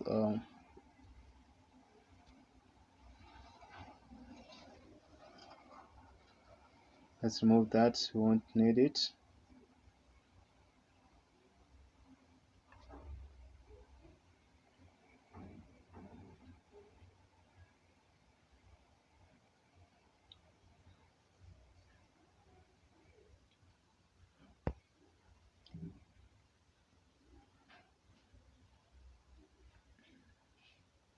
That will be local storage.set item. Then will be token. Then that is going to be response.data.token.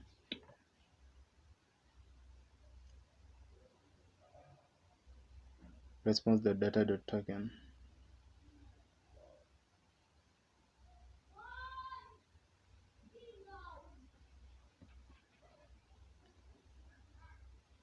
So the main aim of this line is to store the JWT token in the local storage. Yeah, because like remember, for you to be able to log in, then you will need the JWT. The JWT is the JavaScript web token. So we're going to need it. So that's the main aim, is for it to store it in our local storage. Now for us to be able to display success, if you try to log in, then for you to be able, so we are going to include a toastify that is going to display the success message. So here we're going to say toast.success.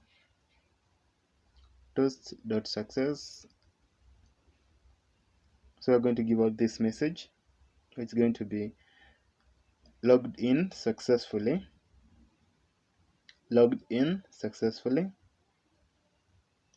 If you log in, then it's going to give out this message as a pop-up. Also, still, like remember,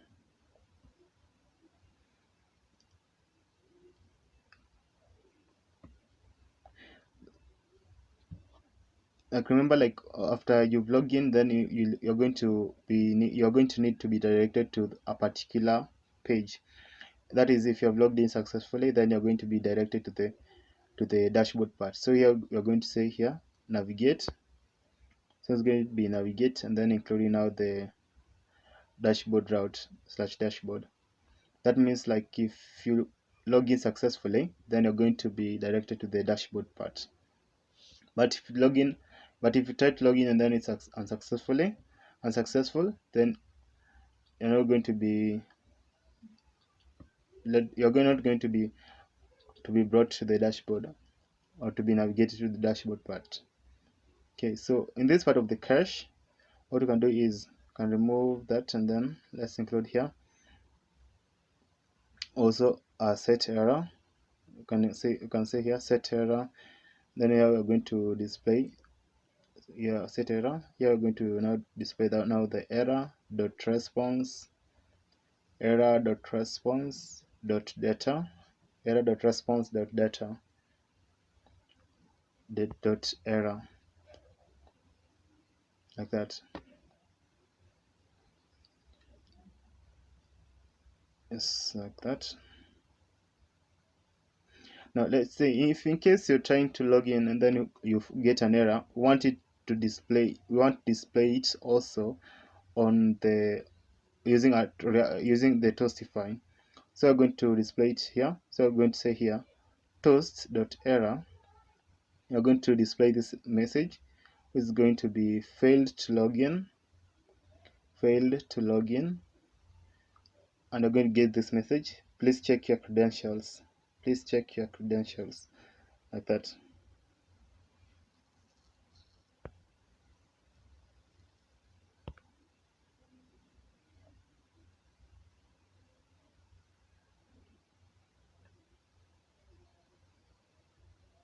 Yeah. Also, like for debugging purposes, I think, let's say for debugging purposes, you can also include a console.log to be to render the login components for debugging purposes. Okay, but let's not include it right now. So let's just make some changes here.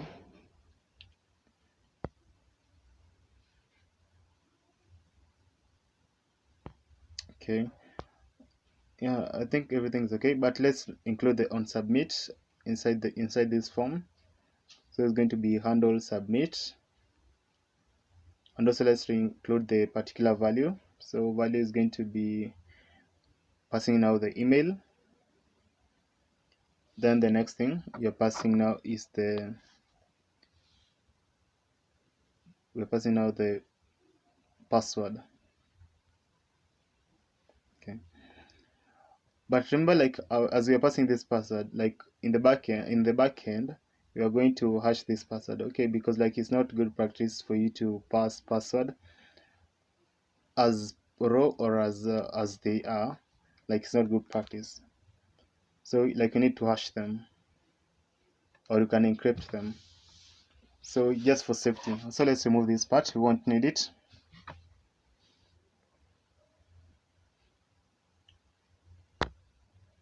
Yeah, so we're including now the const error, then saying here set error to be use state, then passing null use state, then passing null. Also we need to do a const navigate. So that will be const navigate, then it will be use navigate, like that.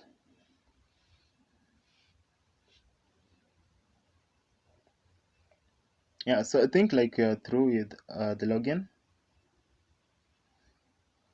And just save it. You can do the Control S and then save it. Yeah, I think you are through with this. Oh, let's now import the Axios. Sorry, because like remember, like you've used Axios in connecting the login using that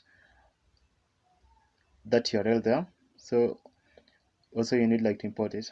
So yeah, everything now looks perfectly okay.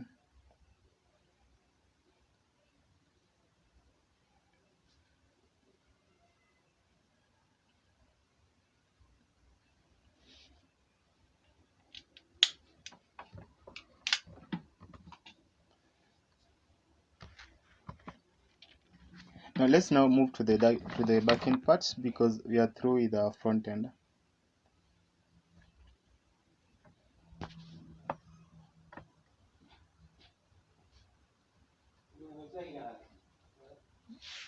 In this backend, we have created the Index.js. Also, we're going to create now some folder. So the first, another file is Config.js. let's create it. So we have created the index.js. Index.js is going to be acting like our server. Then the config.js is going to help us in connecting the database. Connecting now the database. Also now let's create a folder. We're going to create here that's folder model, and then another folder that we're going to create is the controller's model, and then another model we're going to create is the router's model. Now the last folder is going to be the middleware's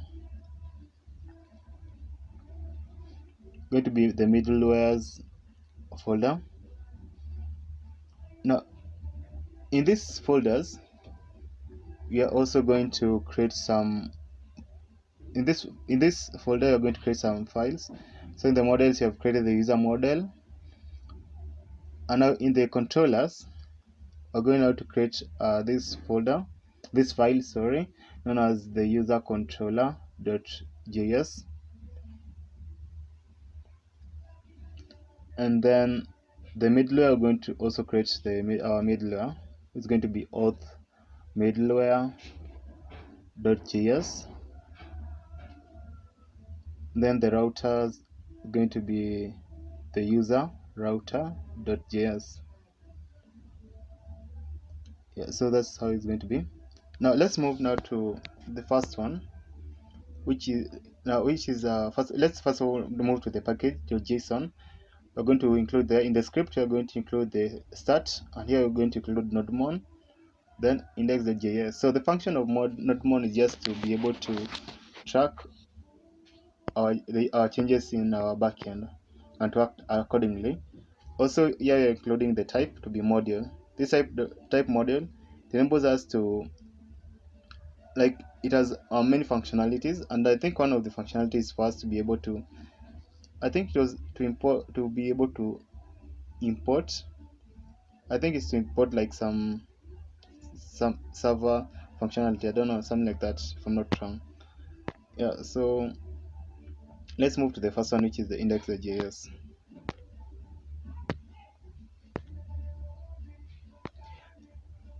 Here in the index.js, let's first of all import the express. So we're going to import express, and express first of all is coming from express.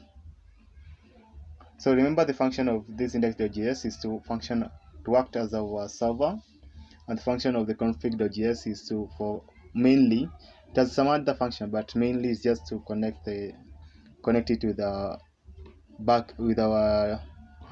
database. Okay.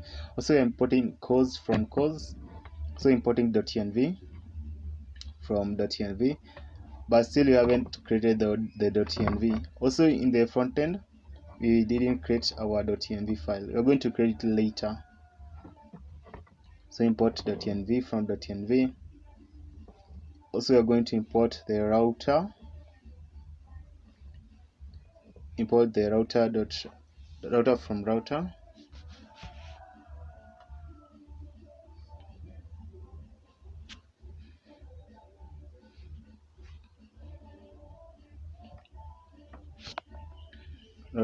And then config from config from that path, router from that path. And so I think like we've imported all the necessary things.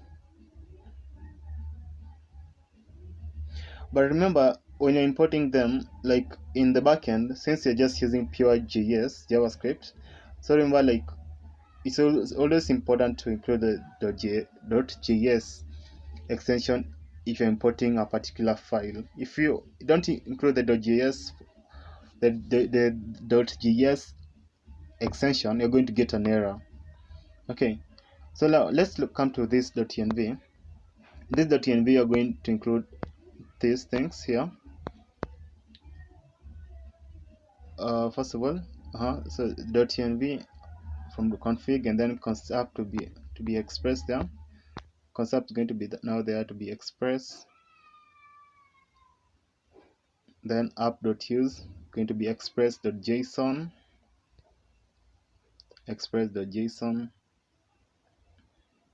then here you're going to say app.use, passing now the cause,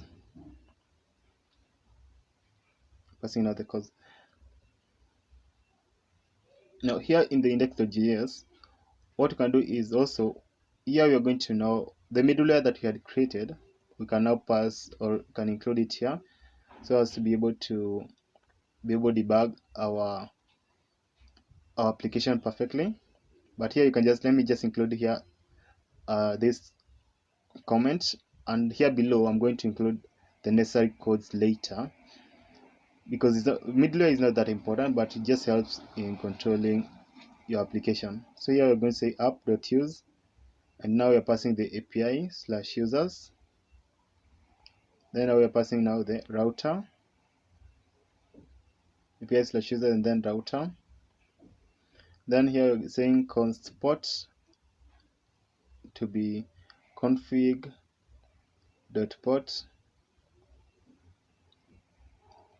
Now it's listening at let's say app.listen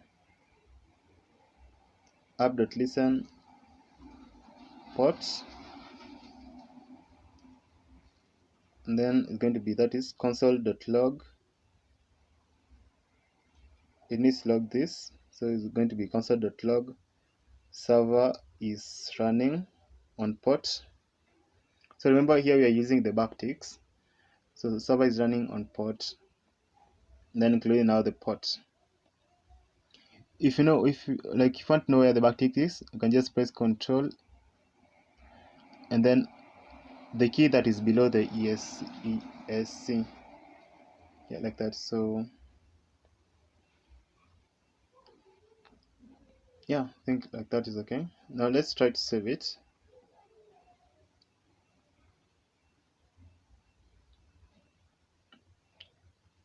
Let's save it and see how it's going to, but you're going to get errors because first of all, the part of the router, the config, like we haven't like implemented those parts. So but let's start our backend.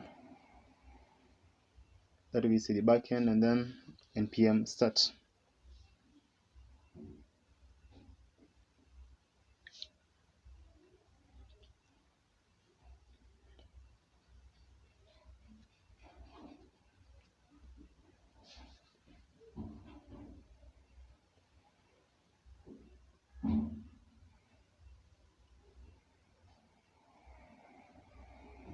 Okay, you can see like you're getting error from the config. Let's now fix that config.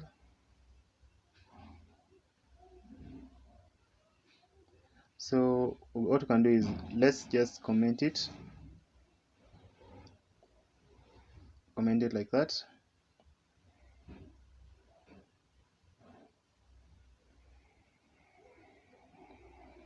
Also let's comment the router and its related things. So also that. Also, you're going to get still an error because I don't know if you saw it, but let's try to run it and see where the error again. You can see in that part of const port the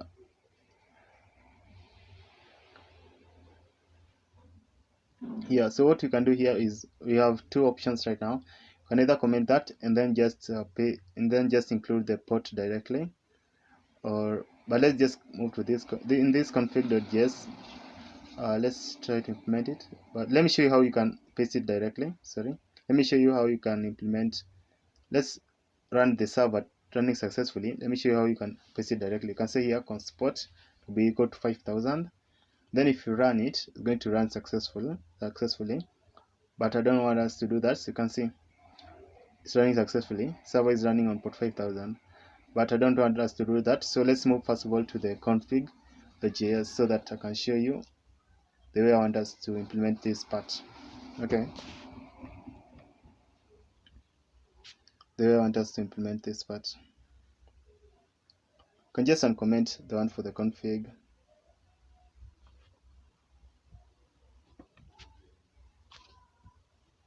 And what we can do is, now let's start implementing that. So we're importing first of all MySQL, because remember, like, you're using MySQL for the database, and you're using it locally. It's coming from that path. Also, we are going to be importing also the .env.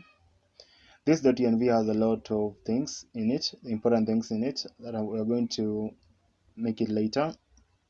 So that's going to be .env coming from .env. That. Also, what you're going to do is you're going to say here .env .config, and then you're going to say const db is equals to mysql dot create pool hosts, passing the host to be process .env dot database hosts. So I'm going to show you where we are going to get all these necessary things that you're writing here, so don't worry. So here, user, you're going to say process.env dot database user.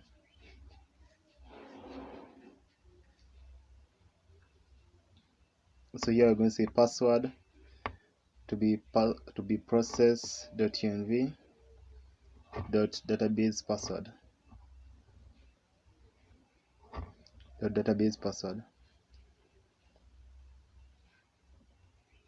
Now the database is going to be here process.env dot database name.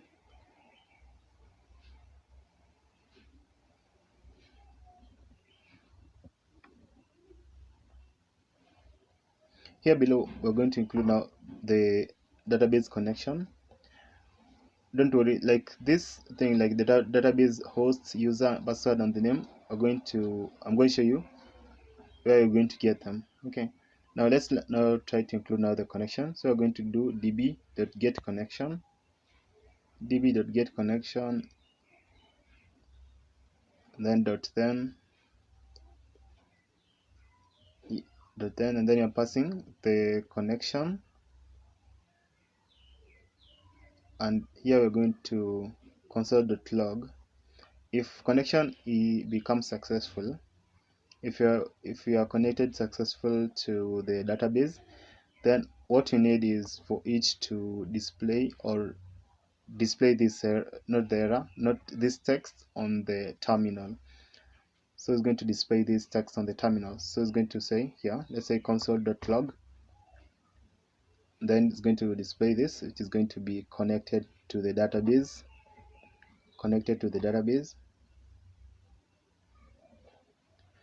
And since you have connected successfully to the database, then want also it to console.log the database object. So we're going to say here database object,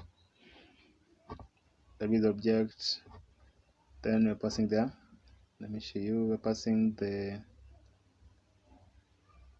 db, like that.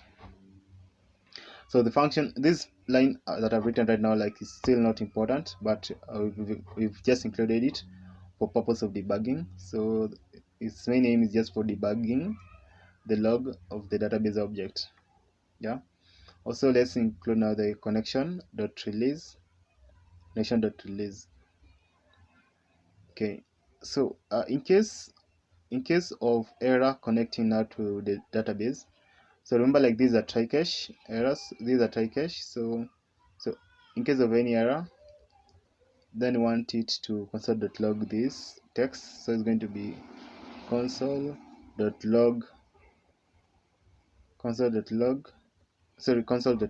and it's going to be error connecting to the database. So in case of any error, then it's going to give out that, and then it's going to display now the error. So the error is going to be error.message. So the reason why we are displaying the error is so that you can know, like, where the problem is. Okay, like that. So now below we are going now to include now the config. So we're going to say const config, and then now here we're going to pass now the DB. Then here we're going to pass now the JWT secret, JWT secret, passing it to process.env.jwt underscore secret. This JWT secret, I'm going to show you how you can generate it. Don't worry. So port going to be process.env. Then now you're passing out the port. Then that will be 5000. Okay. So also, like, you're going to need to export it so that you can be able to use it in other files. So we're going to be export default config. Yeah, export default config, like that. Now, the next thing that we're going to do is, now let's implement this particular. If we run it, it's going to run successfully, but it's not going to be able to connect to the database. Let's run it and see how it's going to behave.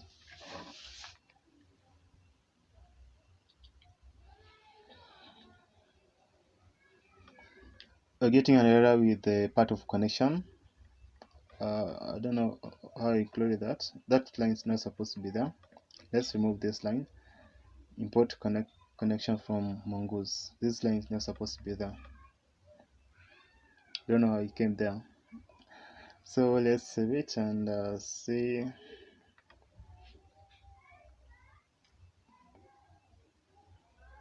You can see, like, it's running successfully. You can see there. Server is running on port 5000, but the error that you're getting is error connecting to the database. So it's saying like access denied for user that, because you haven't given the necessary details for the database. Okay. Yeah, so still okay. We have connected successfully. But now let's move to the .env and include now the necessary details. Let me paste the details here, and I'm going to show you how. So these are the details that we have pasted. So the first one is the database host. We're saying it to be localhost. Also you have here we have the database user to be root, database password to be none, database name to be auth. You have the client ID, you have the client secret, callback URL, and you have the JWT secret. So the first four, those are relating to the database. Then the next three, those are relating to the Google sign in. Then the last one is for login. So if we come to this ChatGPT, I'm going to show you how we can create a JWT secret. Not just any type of JWT secret, a secure one that we can create it locally. Remember, like, there are so many ways of creating it, but I'm going to also include a link to this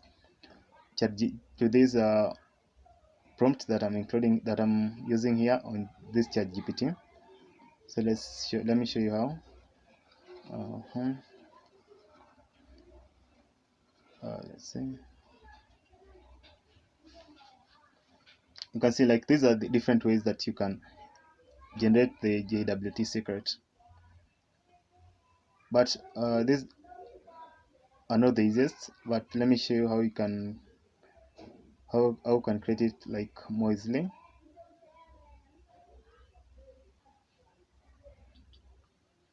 It seems like my prompt was not that good, so let me include it again. Let's say I already have the application. I just need the prompt so that I can be able to generate it, include it in my terminal, and get the random characters. Okay, yeah. Now I don't know if you can see this. You can just copy that. You can just copy that.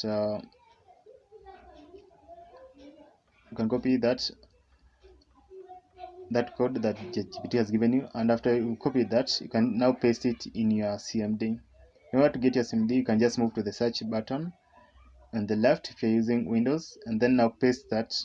If you paste it, now you get that random characters, and that random characters now you can use it as your JWT because it's more secure, because it's much longer.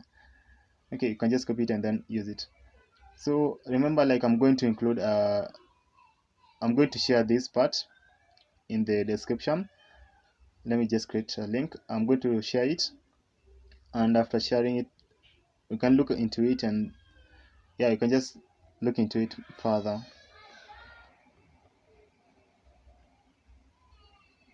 Can look into it further.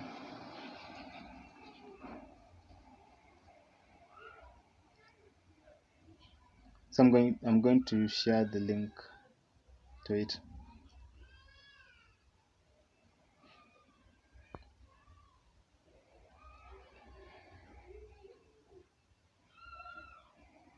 Yeah, you can see how it's going to be. So, and you can copy it. Here it is. Let me just zoom in. You can see how it is. Yeah, this is the particular text.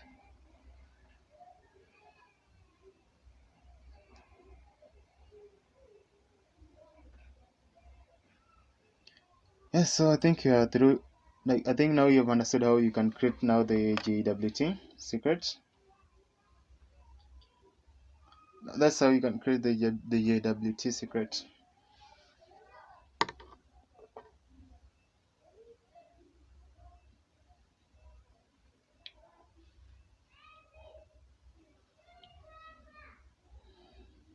Yeah, so in terms of the database host, remember, like, it's local because you're using XAMPP locally. Okay, that's why you say database host to be local.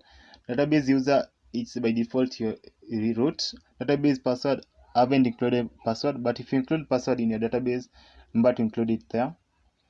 Okay, but it's good to have password. But since like this just for testing, it's not like I haven't included any password. Then we have the database name. Database name is auth2. I think you saw it. Also in the front end, I've included like these details in the .env file.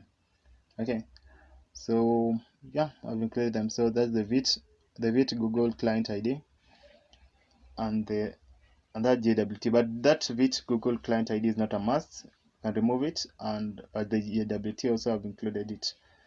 Yeah, like that. Yeah, I think everything now we've done that we've done is perfectly okay. Now let's try to see if maybe we are going to connect successfully to our database. Yeah, now you can see we are connected successfully to our database. You can see connected to the database. Server is running successfully on port 5000. So everything I think is okay. Everything's okay. Now, the next thing that I think we need to do now is now create our model. So just move to the models part, and do that is the import config from config, and then const database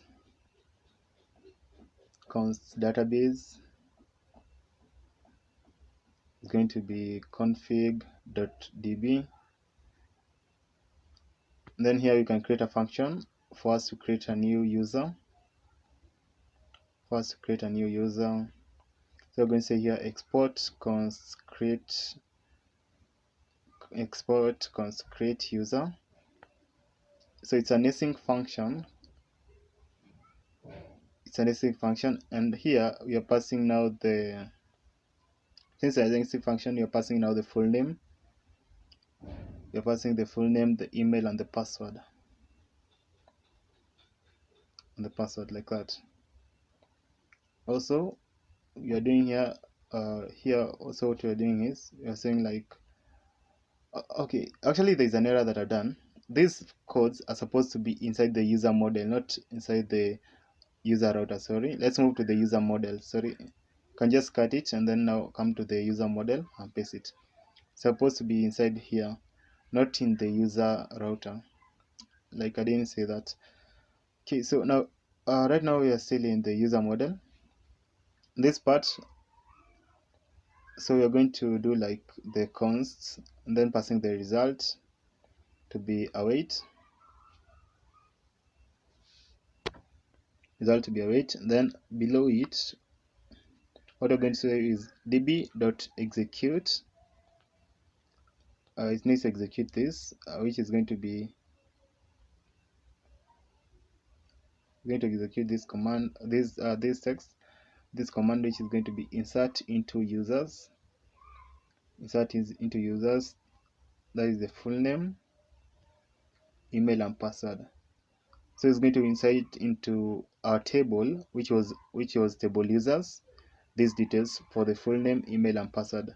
So values, right now we're just going to include some question marks like that.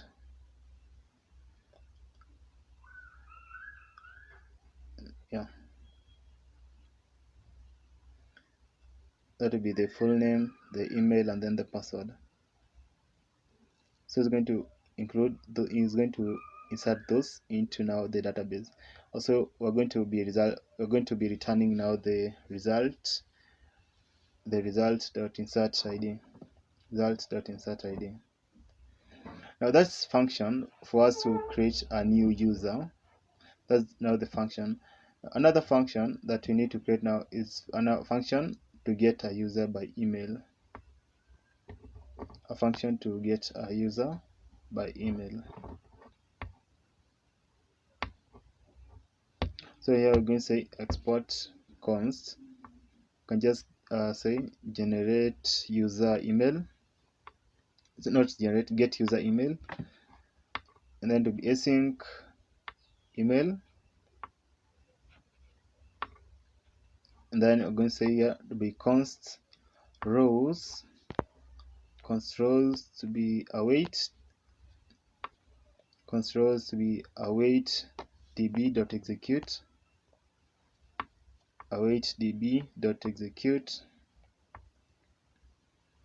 then we passing out the select all from users, where email for now we're going to put now the question mark, where email is equals to now the question mark. Is equals to the question mark, and now we're going to be passing out the email. Also, in terms of returning, we're going to now return now the rows. Going to return the rows and then passing now in terms of the index 0, the first index. Yeah, like that. So I think from based with this model, now you are able to get a user by email and also to create a new user with this model. Yeah, so yeah, I think now you've seen how it is creating a new user. Then we'll be inserting now the full name, email, and password that the user includes into those details, which are the full name, email, password in the database. Yeah. Also, we removed the double quotes and I've included now the single quotes. I think the single quotes look much better. Yeah, like that.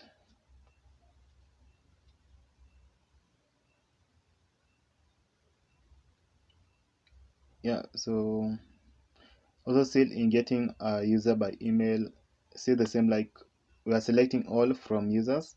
Now we are moving now where email. Now we are searching for an email that looks the same as the one that the user tries to log in with. If the email is there, then the person likelihood of being logged in increases. But if it's not there, then he or she cannot log in. Now let's move now to the controllers. In these controllers, now we are going now to implement the particular actions that need to be happen if you want to create a new user or if you want to log a new user. Now here in the controllers is the one that now does everything. The model was the one, the in model we're just giving it a structure of how it's supposed to be. So we're importing now the bycrypt from bycrypt. So we're importing the JWT from JSON Web Token, and we're importing now the config, importing the config which is coming from Config.js, importing the config which is coming from Config.js.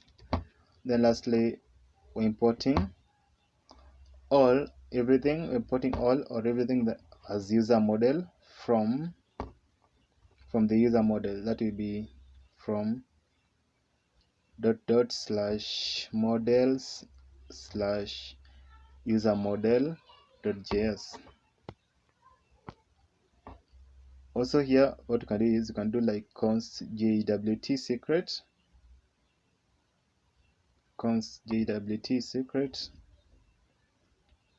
is going to be config.jwt secret.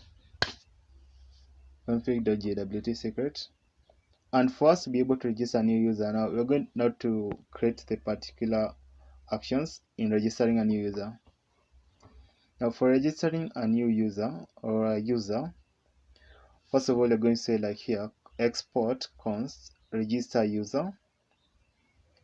This function, what it's going to do is remember it's an async function, and you'll be passing the request and the response, and you're going to say here const, that will be const full name, email, password to be request.body, like that. So the full name, email, password will be equal to the request.body.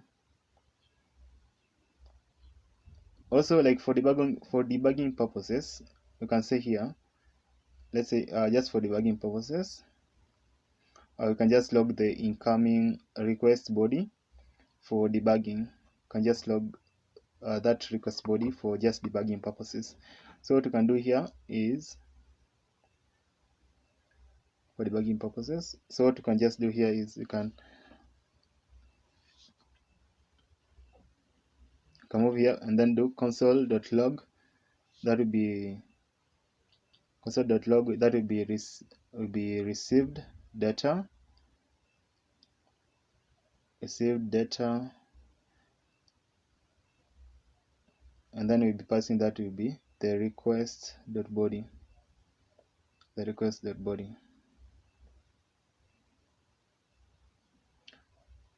And for us to be able to check now for any missing field, because like remember, if a user tries to register and he or she hasn't filled any or has forgotten to fill a particular field, then we need like to throw an error and show them like, hey, you need to fill this field or this other field. Okay, so now that's the part we are implementing right now. So if user has not filled the full name, hasn't filled the email or hasn't filled the password, then we need to return this error. So we are going to be returning the response. We'll be returning now the response.status. Now response.status, and status is going to give out a code.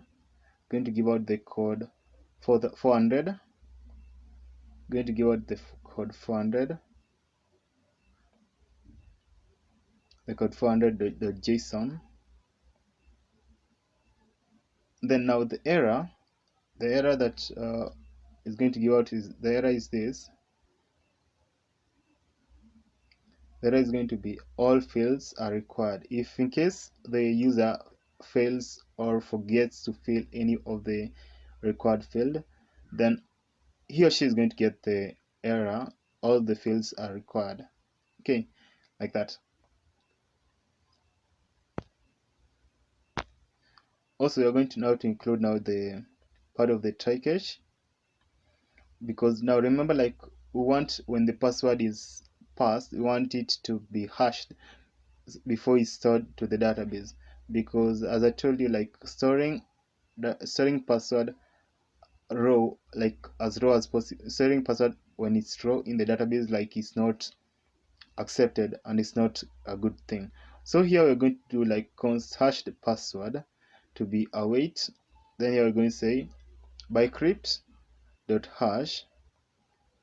So you're passing out the password, then the characters will be 10. And then now for debugging purposes, you're going out to console log the hashed password. Okay, we're going to say console.log. Going to console log now. So this is going to be hash password. Then we'll be displaying it in this manner by putting here as the hashed password, passing it here as hashed password. So remember, like this line is not important, but I've just included it so that we can be able to debug it if in case we find any error, and so that also I can show you how our password has been hashed and how it has been kept secure, like that. Also still, like let's also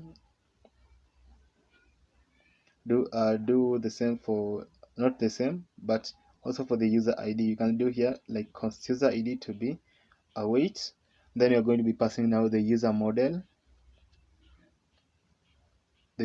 dot create user.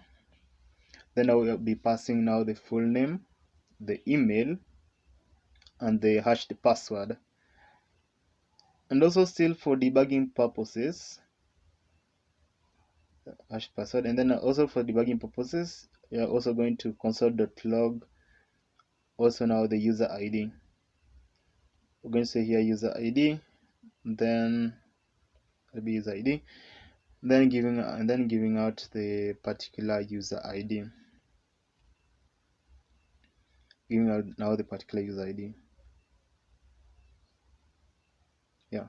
So remember, like still this line is not important in this code, but we're just trying to, we're going to just to log console, we're going to log it, console.log it, so you can be able to track any error that you might face. So here we're going to say response.status, then passing out the code 201.json message.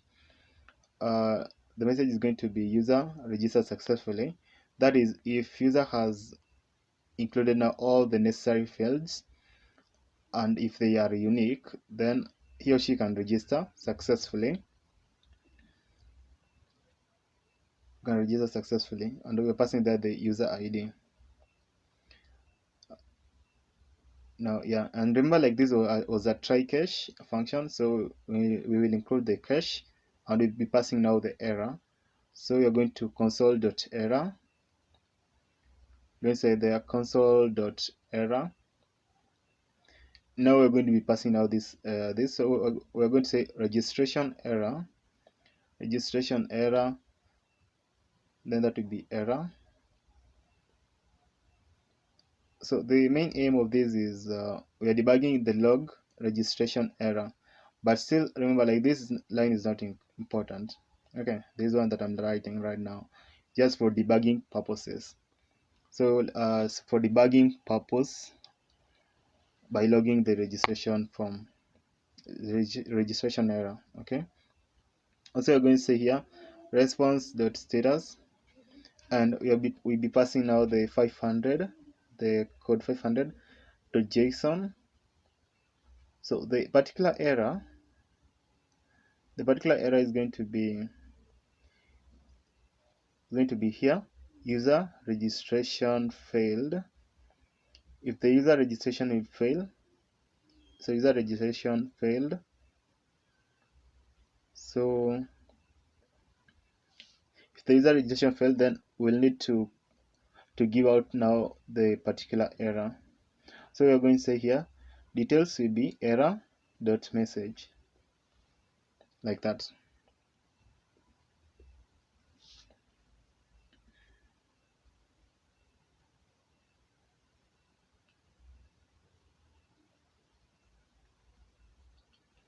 Yeah, so that's how how we can implement the controller of registering a new user.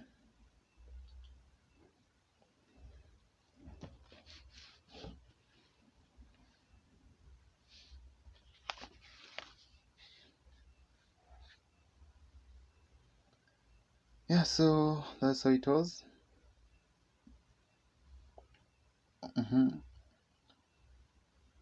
To be a response, create user like that. So yeah, I made a mistake. Not supposed to be RE, but supposed to be res for response. Okay, registration fail like that. Yeah, I think we are through now with registering of a new user. Now let's implement the part of logging a user.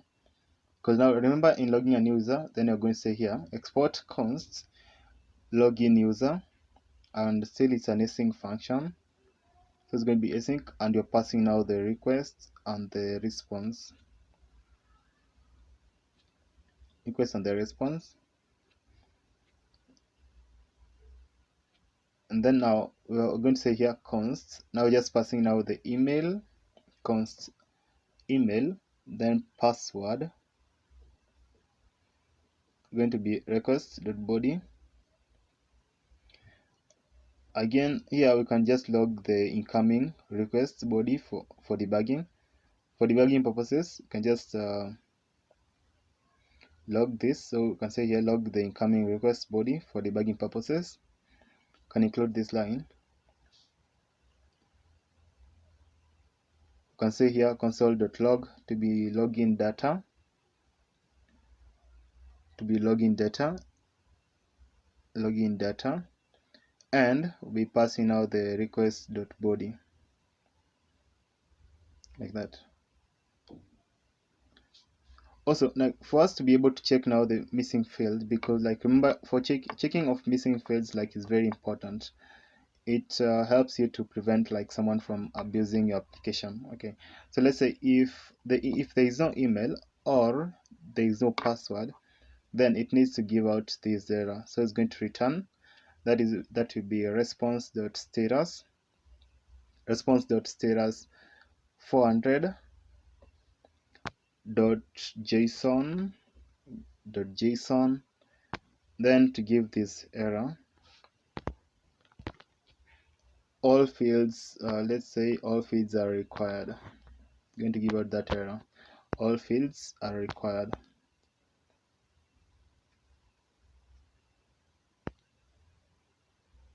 All fields are required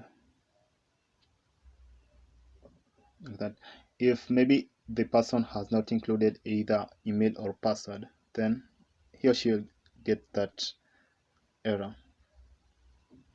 Still the same, like let's remember we're going now to include here a try cache, because we want now to implement now the JWT so that someone can log in successfully or can access the protected routes based on if they had registered before. So here you can say try to be const user to be await, then now passing the user model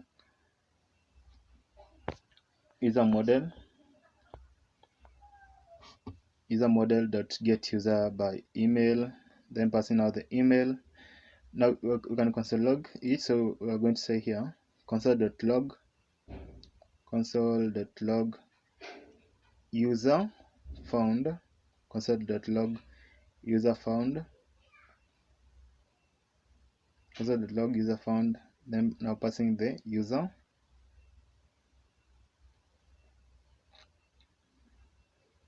console.log user found, now passing the user. So this part, remember, like still for debugging purposes. Okay, now in the part of the cache we are still passing the error. Now here still in the try we are going to include now an if maybe let's say if there is no user, you can return a response dot status of 404, a response dot status of 404.json with an error user is not found. That means that if someone tries to log in with a particular email and password and that email is not found, then we'll give the person an error of user is not found, even if the password is correct. Then we'll give the person the user is not found error. Okay, and then you can say here const is password valid. Now this one validates if maybe the password is true based on the particular user.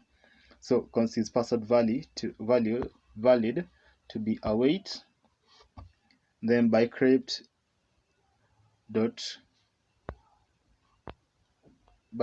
compare comparing now the password and the user password and the user password. So and then console.log now we are passing now is the password valid. Now we are passing now is the password valid. So now this one is for debugging purposes. If password is valid, then I'm going to give out now is password valid, and this is a boolean. If password is valid, then it's going to give you a true, and if password is not valid, then it's going to give you a false, or it's a boolean. So yeah, still for debugging purposes, and still not useful here, but it's useful for us to be able to debug our code and to know how the code works. And still, let's say if there is no password or if password is not valid, then it's going to return this. It is going to return the, if password not valid, then it's going to return for the 401 status, the 401 status .json, and it's going to give this error, and it's going to give out this error of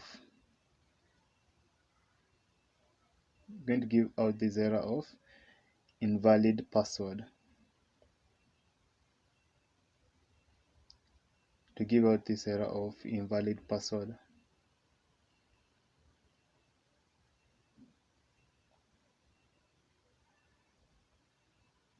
Invalid password, like that.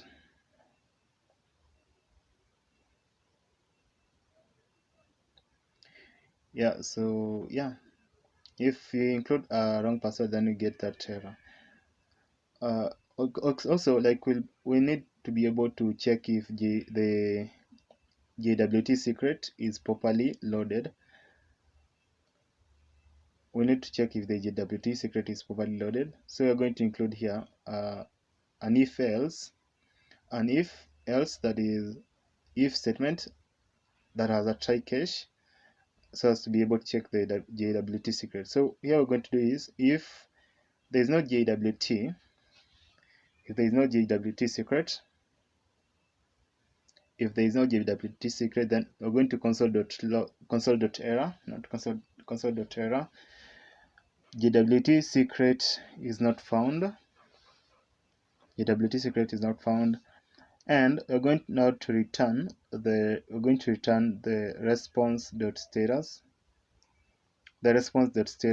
status of 500.json.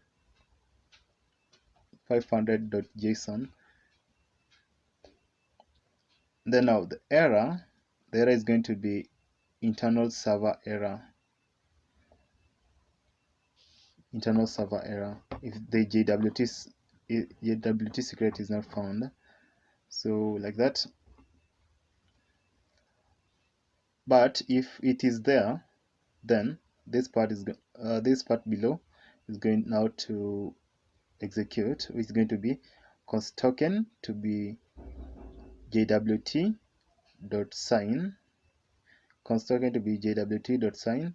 Then now in this JWT.sign, you're passing now the user ID.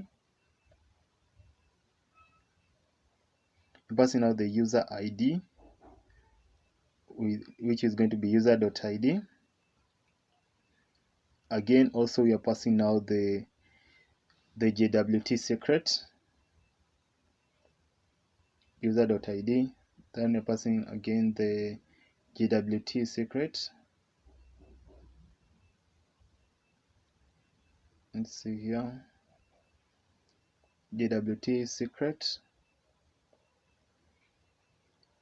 which is going to expire in 1 hour. Can just include any number, any value that you want there. You can say even 2 minutes, 1 minute, any minutes that you want. And then we're going to console.log now the JWT, console.log the JWT, and passing now the token. Now this line also is not important, but you're just going to console log so that you can see if everything, if the data is flowing as it's expected to. So debugging the log of the JWT. Also here, what you can do is you can do the response.status of 200.json, response.status of 200.json, and it's going now to give out this message. If someone logs in successfully, it's going to give out now this message of login successful, and now it's going to display now the token, the particular token, like that. Also here, what you can do is you can do the console.error.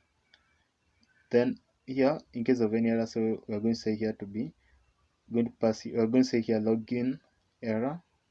Then I'm passing the particular error that is there, and also this is for debugging purposes.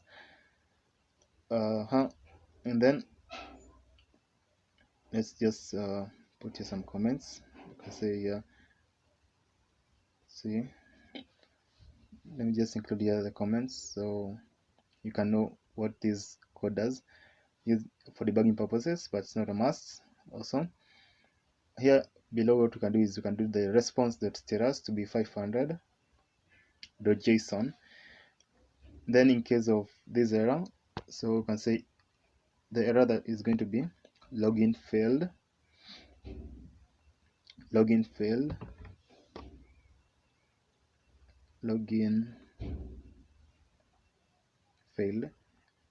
and then the details is going to be error.message.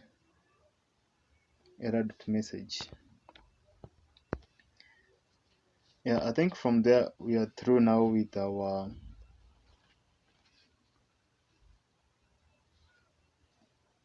we are through with our controller.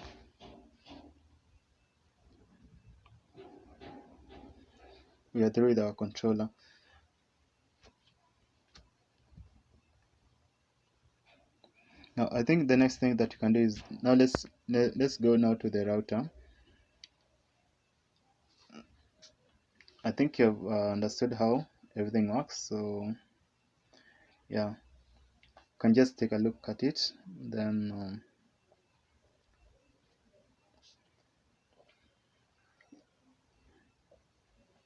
yeah, so you're through with the login of user and then the registering of user. Yeah, like that.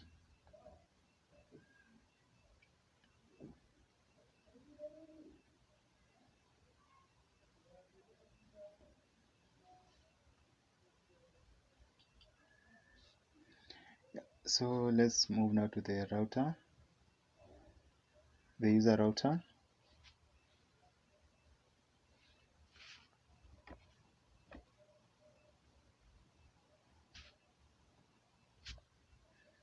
Okay.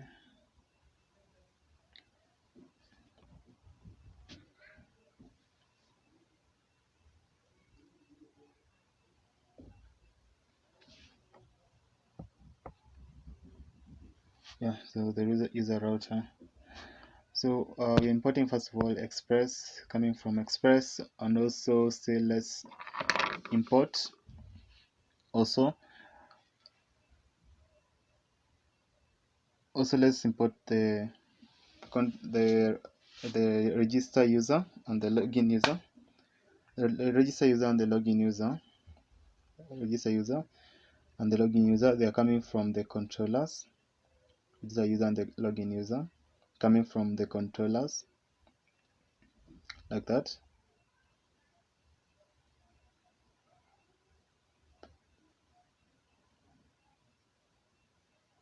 Yeah, so I think like that is okay. From that point, also let's do our const router. So it's going to be const router is equals to express.router is equals to express.router, and then here we're going to say router.post router.post, so we register, then passing the register user, and then say router.post for the login path. So router.post,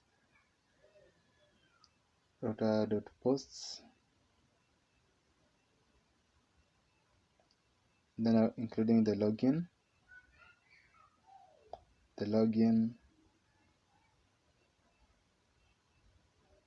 then now the login user, like that. Then here we're going to do an export default. So we're going to say here export default router, export default router, export default router, like that. Yeah, from that I think we are through with our router. So yeah, from that we are through with our router. Then I think what you can do is let's save all of it.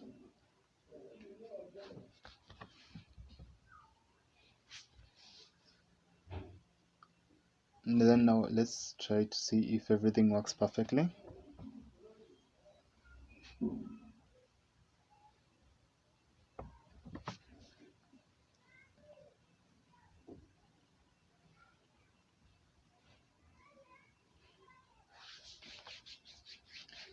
I think everything is supposed to work perfectly.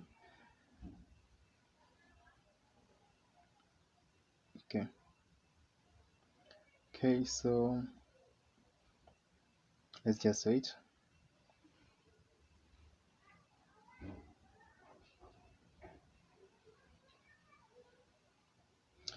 Okay, everything I believe works perfectly. Yeah, so let's see.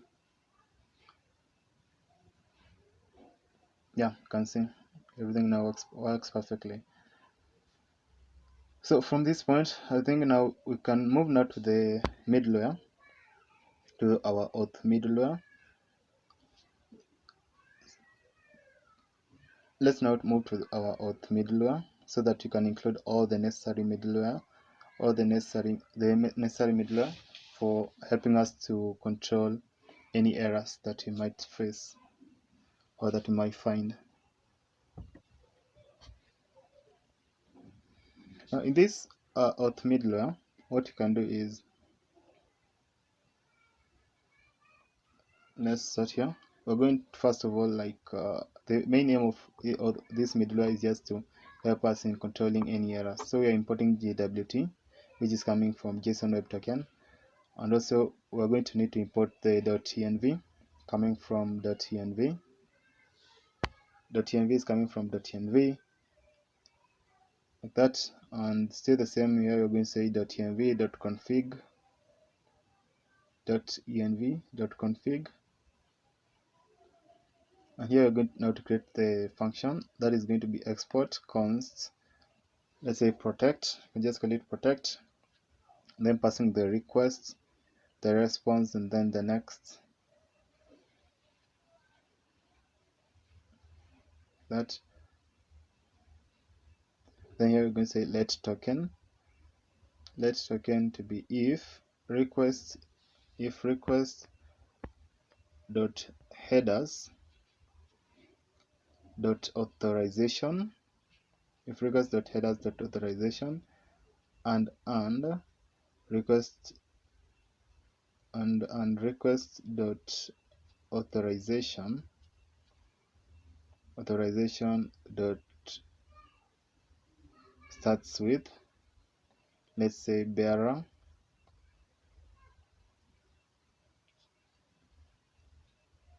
starts with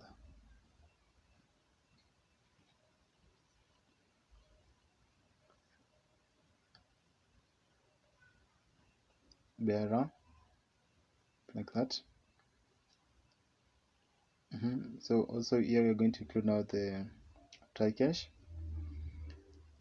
In this try cache, what we're going to say is we're going to say token to be requests.headers, token to be requests.headers dot authorization dot split,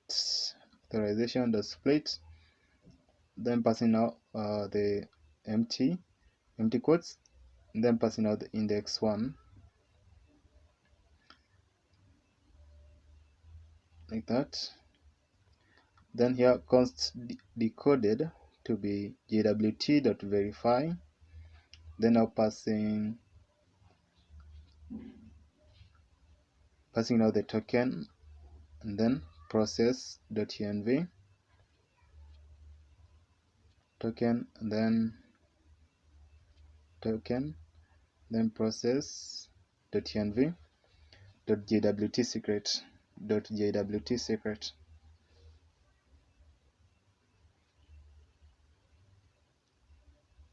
Also, what we're going to say is request.user. So the JWT secret that you are using is this one that you can see it on the .env file. Yeah. Okay. So again, here below you can also say like the request.user to be decoded. Requests. Request that is req.user to be decoded.id. Then now next, passing out the next.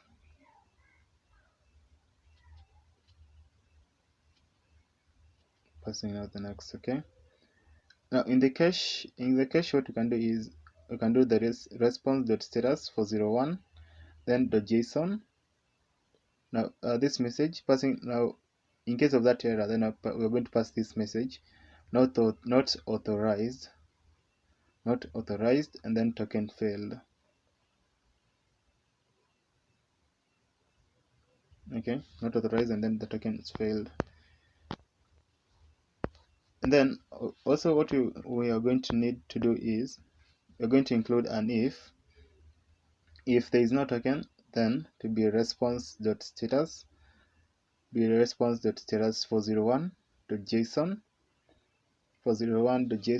then to give us, it will give out this message which is not authorized,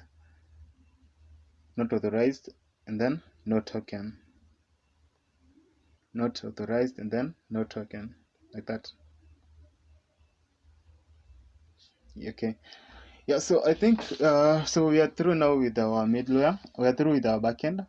So the only thing that is left is for us to test it with our Postman.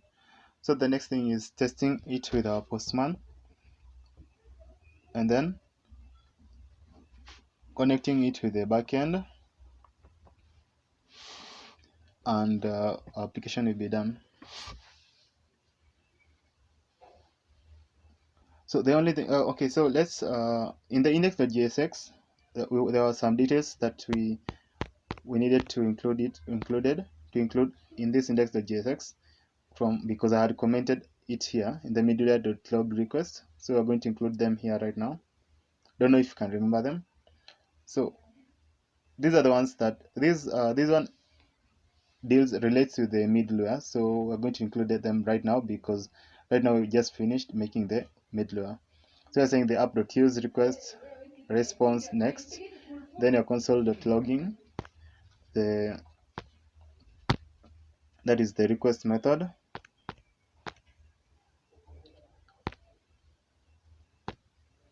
and then the request method, and then passing the request dot method. So you can just copy that and then paste it 3 times. So you can change that to be request headers, and then that will be a request dot header, and then next one that will be a request body, then that will be a request dot body, like that. Yep. So from there, I think we are through with our application. Maybe there is something we've left, I don't know, but let's save everything and see our terminal if we are going to get any errors or if everything is perfect as I thought. Nope, we are getting error. Let's look at it. Cannot find module, that is user controllers imported from user router. Okay, so we just need to move to the user router. Let's see the user controller.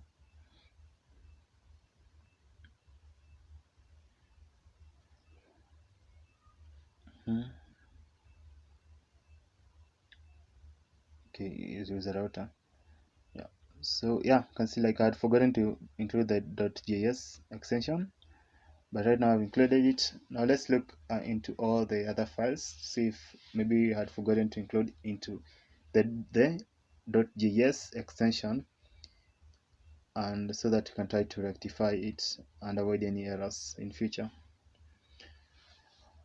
So let's include all of them if maybe there is any error, and then save it.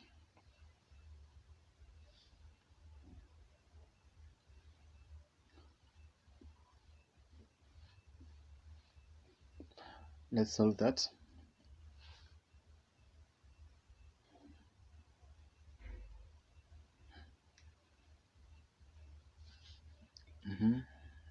Yeah, so like that, yeah, everything now works perfectly. If you come to the user controllers, you are going to find that we had included the hash part, so it's not supposed to have that part. So yeah, if you come to the user controller, in that when you were importing bytecrypt, there was a hash there and it wasn't supposed to be there. Okay, so the first thing that you're going to be doing is the part of registering the user in our Postman. If you don't have Postman, you can install it, and if you have it, then great. So you can install Postman as an extension on your VS Code, or you can install it as an application in your PC or laptop. Yeah, also, like, yeah, so mine have installed it. You can just go to maybe install or download Postman, and it's very easy. You can just do it. It's very simple. Now let's test it. So the first thing we're going to be doing is going to pass now the necessary things. So let's look at our details here. Let's close all the opened tabs.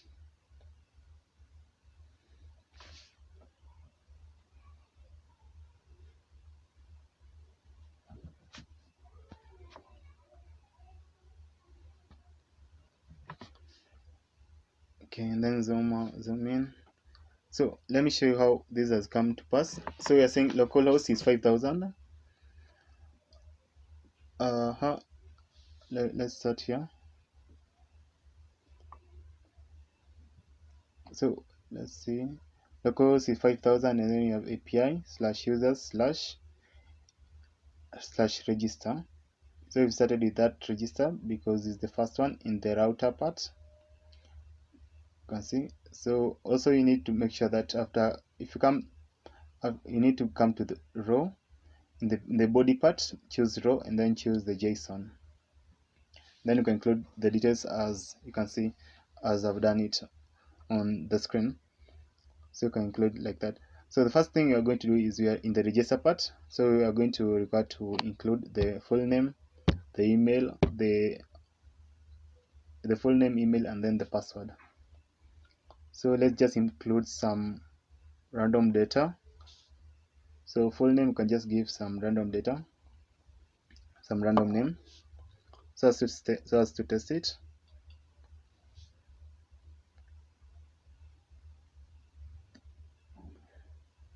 John Doe.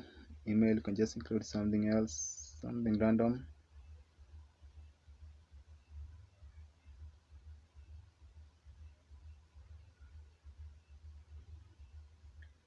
That will be john@test.com. Password, you can just include something random still.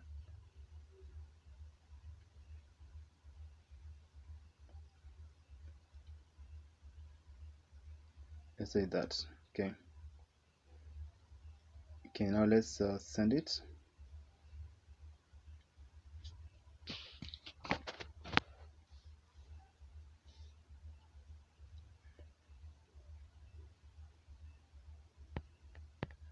Let's just wait for the response. So we're getting error. I don't know why.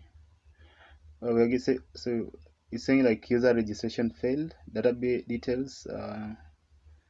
Getting this error. Okay.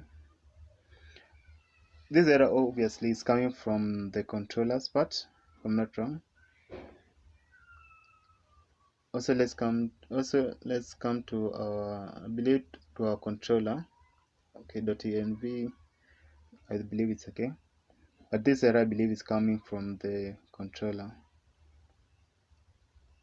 Maybe. Let me try to see.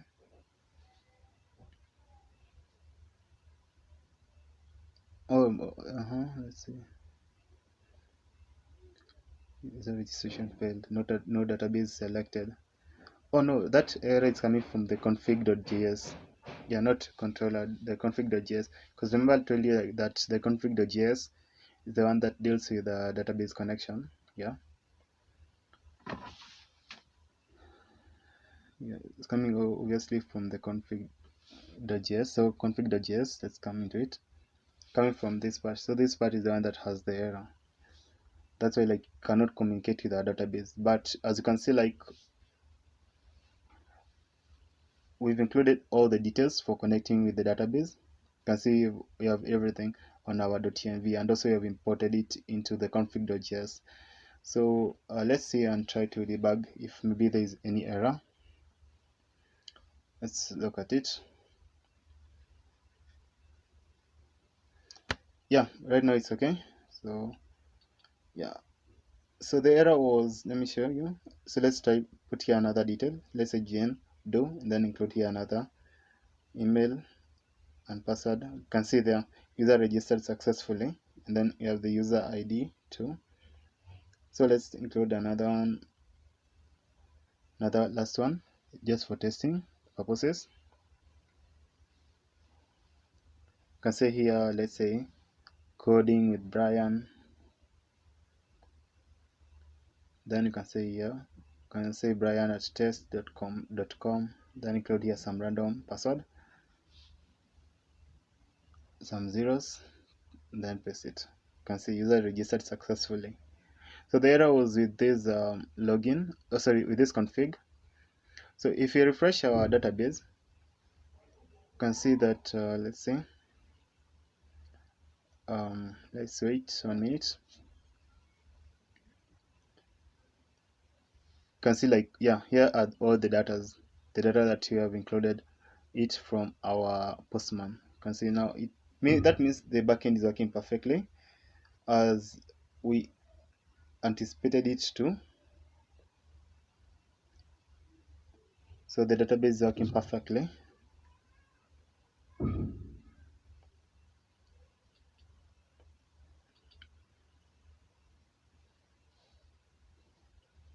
can see like all the details are here, the John Doe, and then the coding with Brian, the details like that. Okay. Now let's try to do last one, a last register. Let's put here, let's say please, the full name to be please subscribe, the email to be, let's say please share.com. Then password to be anything, let's say 1111. You can see user registered successfully. The user ID is 4. So if you come here and then if we refresh our database, yeah, you can see like the user has been registered successfully in our database, like that. Now let's try to log in. Change the register to login. Let's try not to log in. Let's try to log in. You can just use any details, but remember the error here was with that db.get connection there. Okay, the db.get connection, that is where the error was when we were using the dot get connection and then dot then. Okay, so let's now move to the user controllers. This user controllers, we're going now to implement the login user. In this login user, as you can see, we'll need only the email and the password. So let's remove this full name here.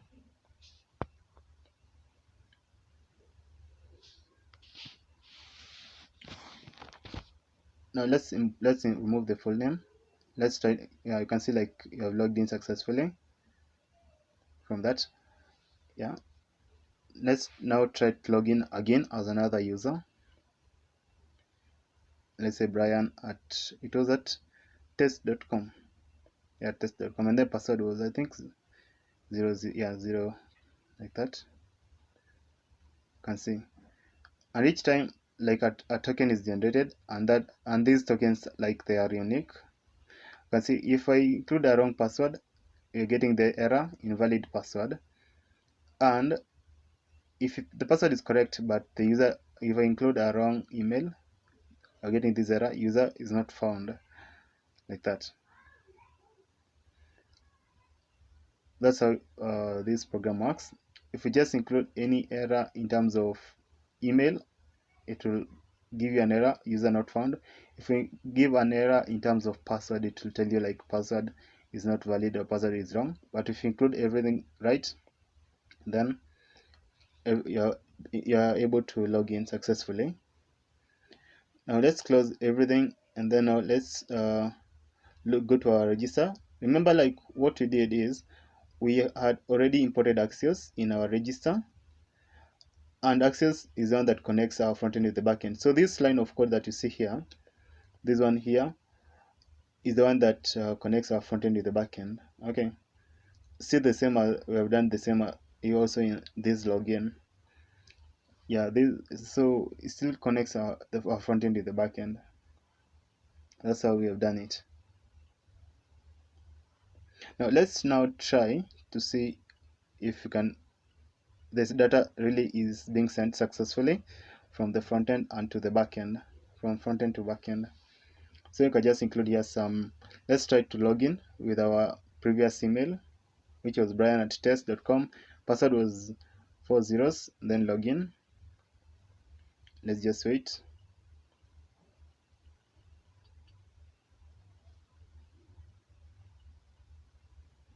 I don't know why it's not showing, but let's,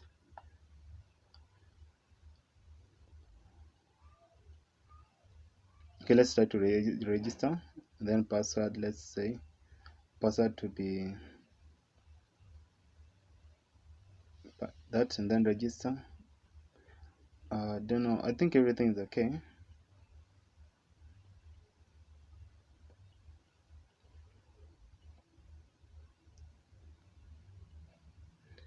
Yeah, as you can see, like in our terminal, like everything works perfectly. You can see in the request body, like you've already created a new user, like also in logging in it was successful, but I don't know the reason as to why it's not being shown on our front end.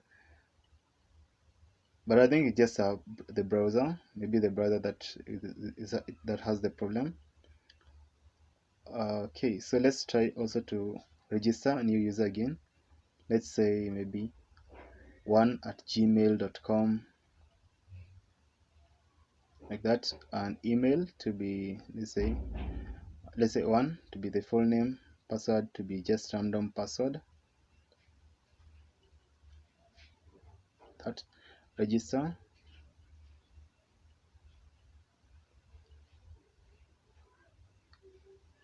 Okay, I don't know if you can see it there. We're getting an error because so okay, you can see, yeah, now the Toastify works perfectly. You are getting that error because you have already registered, so you cannot register twice. You can see there SQL messages duplicate entry of the email. So let's try. You can see there, that's the message that we're getting because we have already registered right now. Now let's try now to log in using our email and password. Then that password login. It's supposed to be directed to the dashboard. I think this just let's see. Yeah, everything works okay. This just problem with the browser, maybe my computer, but you can see like everything works perfectly. Let's try to register new user right now and log in again, so as to be sure. Let's say last is the name, then you have last at test.com, testing.com. Password, you can just include any password. And copy that one. Password, just include any password. Register. We expect a pop-up. Yeah, then you can see there, registered successfully. Okay, then now let's try to log in. That's supposed to be last at testing.com. Then include the password. Then now let's log in. As you know, everything works perfectly. Everything works perfectly. Now let's see if all those changes have really reflected in our database. So the database still, I've told you, like you can find it at localhost php myadmin /index.php. Yeah, so there it is. You can see like all those details are there. All those details are there. Now, in terms of connecting now the Google sign in part, you can come to your browser and move to the console.cloud.google,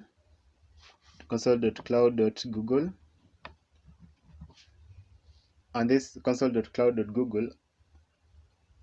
There you're going to be able to create now you're going now to get the necessary environmental variables, like, let me show you, like the client ID, the client secret, and the client ID and the client secret. So those are the things that you're going to be getting from that part. So let me show you how you can get one so that you can integrate that into our application.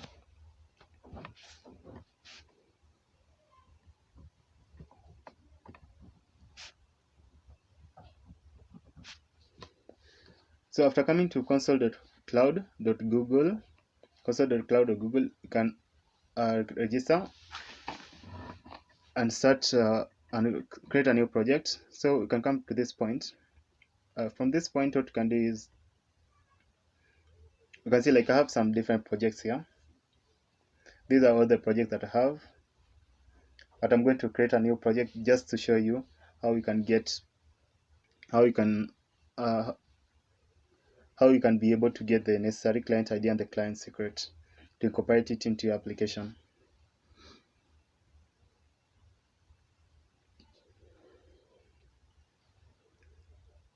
You can see after choosing a new project, you can come here and then you can choose the project name that you want.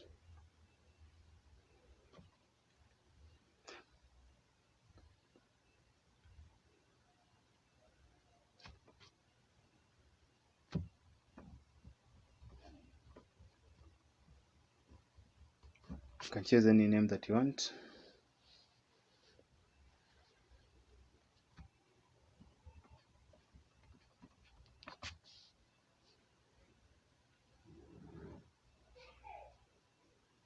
So that will be the authentication.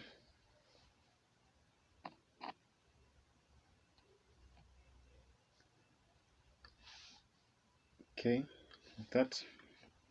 Then you can just create it.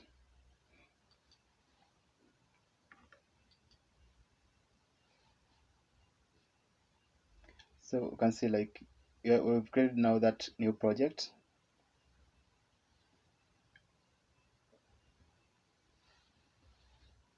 You can just select it.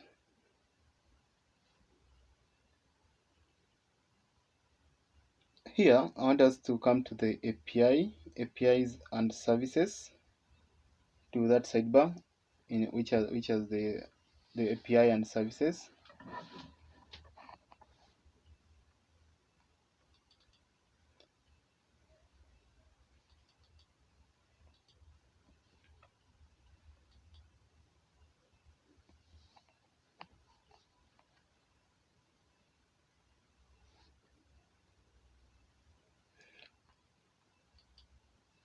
Let's see, again, let's come now to the API and services. This API and services, at this part I want us to move to the OAuth consent screen. OAuth consent screen.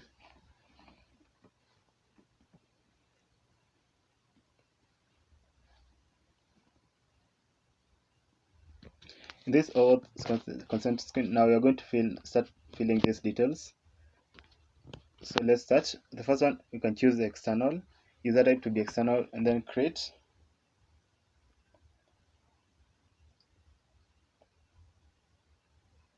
And then now the app information.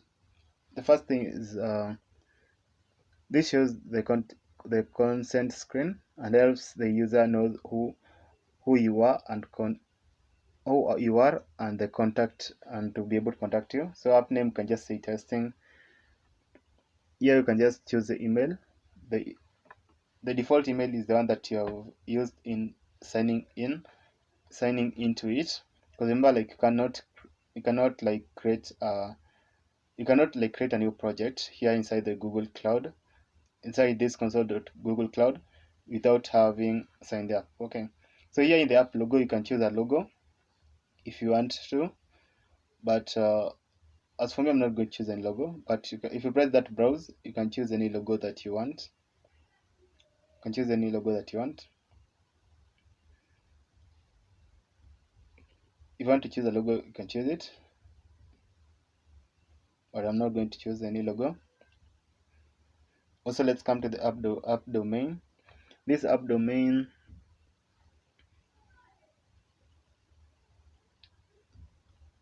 let's see here in this app domain,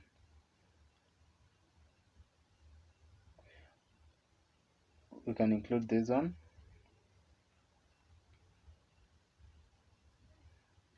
You can include this, the front end part.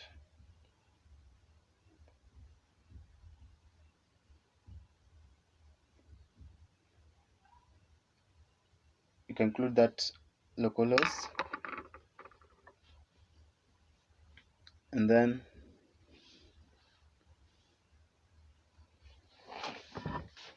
let's say authorized domain.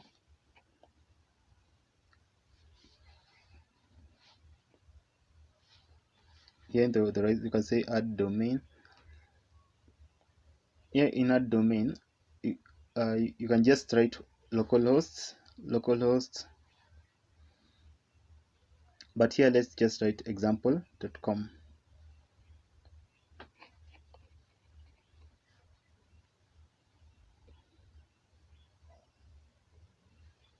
The importance of this domain is just to be able to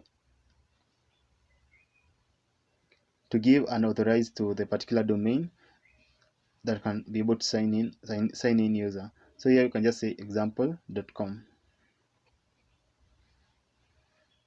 Then here, developer contact info. Here you can just include your email. So I'm just going to include my email that is publicly online, that is publicly everywhere. So I'm going to include this example of this email that I'm guessing right now. Okay.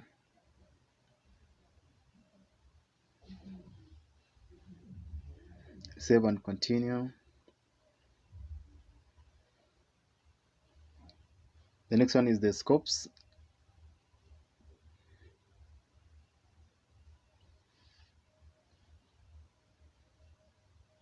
These scopes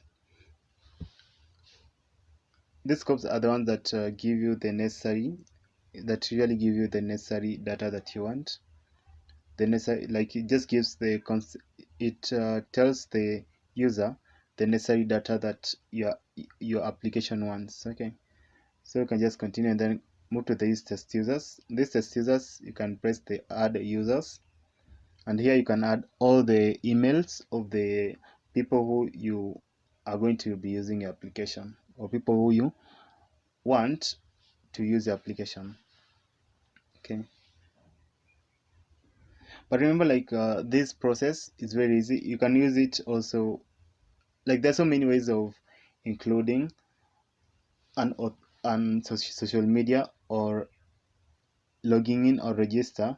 There's so many ways of doing register or login instead of doing all that you have done right now. Like also you can just use Clark. Can you use Clark? Or maybe you can try maybe to use Firebase, or also like this, or like there's so many ways of using or implementing authentication in your application. There's so many ways. So this is just one of the ways. So we have included the test users, and now this is the summary. You can see it from here.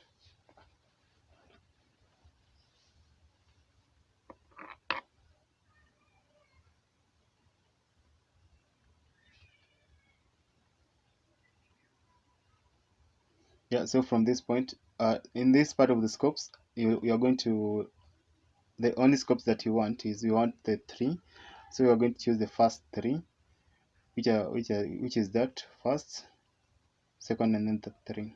Those are the ones that we want: the open ID, the profile, and the email. Only those.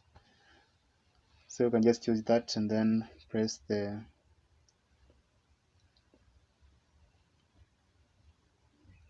We're going to need to first of all save it.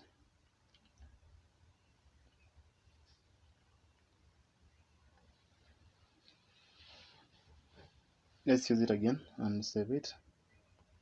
Those three, like that.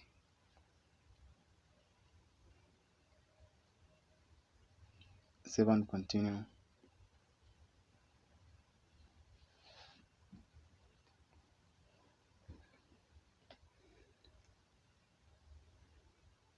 Yeah, I think this auth consent screen, I think it's okay.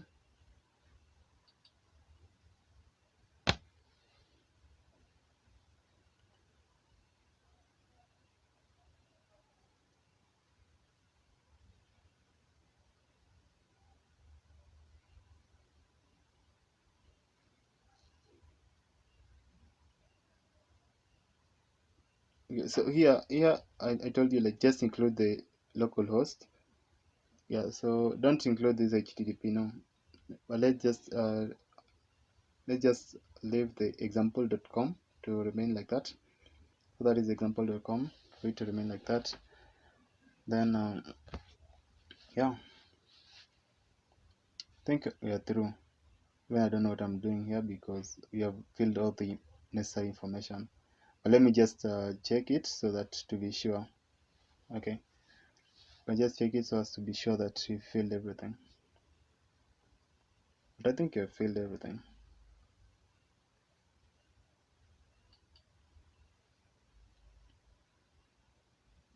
Okay, so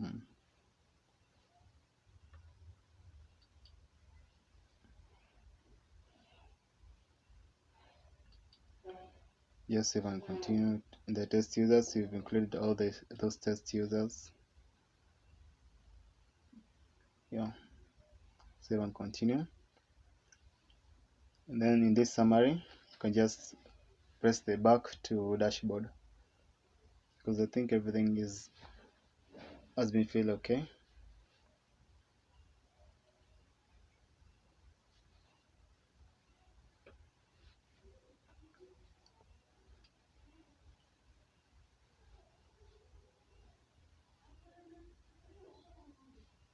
Here in the app domain, you can include that HTTP localhost 5173. I'd forgotten to tell you that. You can include that one.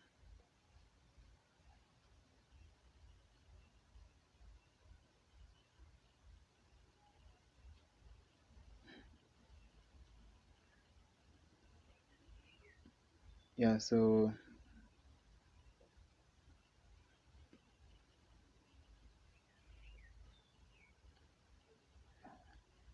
save and continue all of them. Then yeah, we are through.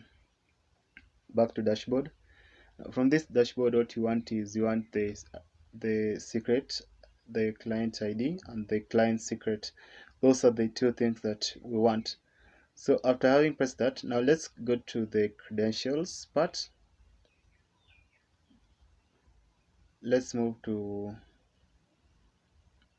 credentials.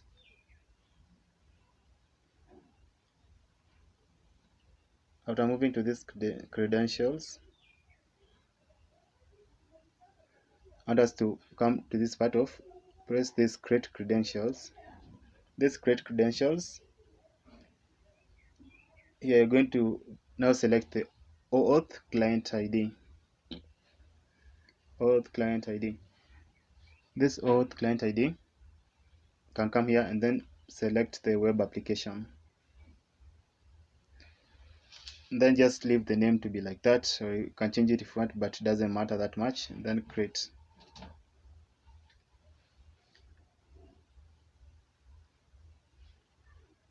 Yeah, now from here you can see we have now the client ID and the client secret. Let me zoom it in. Remember to copy it, because the client secret, once it usually just displays itself these ones, and it won't display itself again. But the client ID will display itself so many times. But the client secret, it's only this one time that you can be able to copy it. You won't find it again. So make sure to copy it, then paste it appropriately in a secure place. So yeah, so there you can just copy it and then you can paste it maybe in your .env first of all. But remember, if you want to publish it, don't use the .env. If you want to maybe publish your application, don't use the .env. There are more secure ways of putting your secret and the ID. There are more secure ways. Okay, but this one is just for testing purposes. That's why you can use the .env file to put your secret there. So there is the secret and there is the ID. I think you can see it. Also, you have the callback URL that I included it there. Yeah, so from that, I think we are through. You just need to only enable the Google part and then to test if it functions perfectly.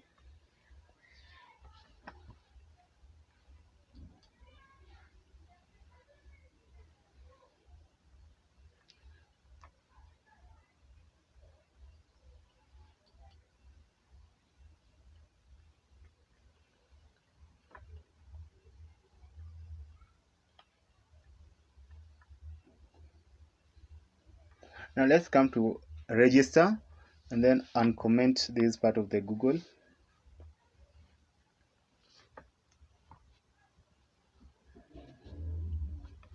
Uncomment this.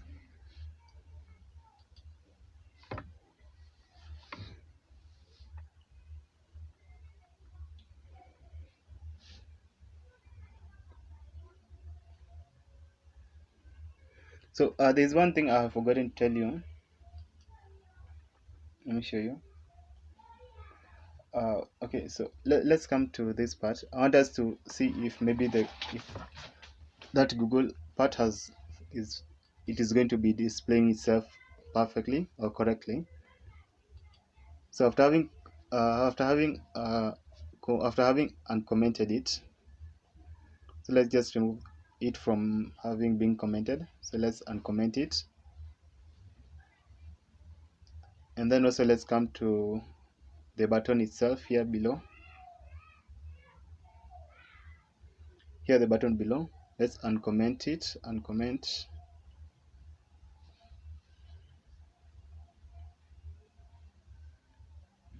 Let's uncomment. Then after having uncommented it, and then also let's come to the login. Let's do the same thing. Uncomment that, and also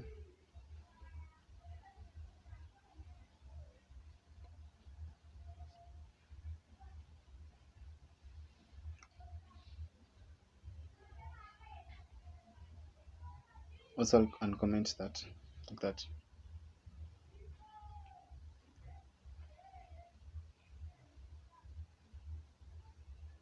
Then you can just save the whole of it. From this point you can see also that we have the Google. You can see also we have now the Google part. Yeah.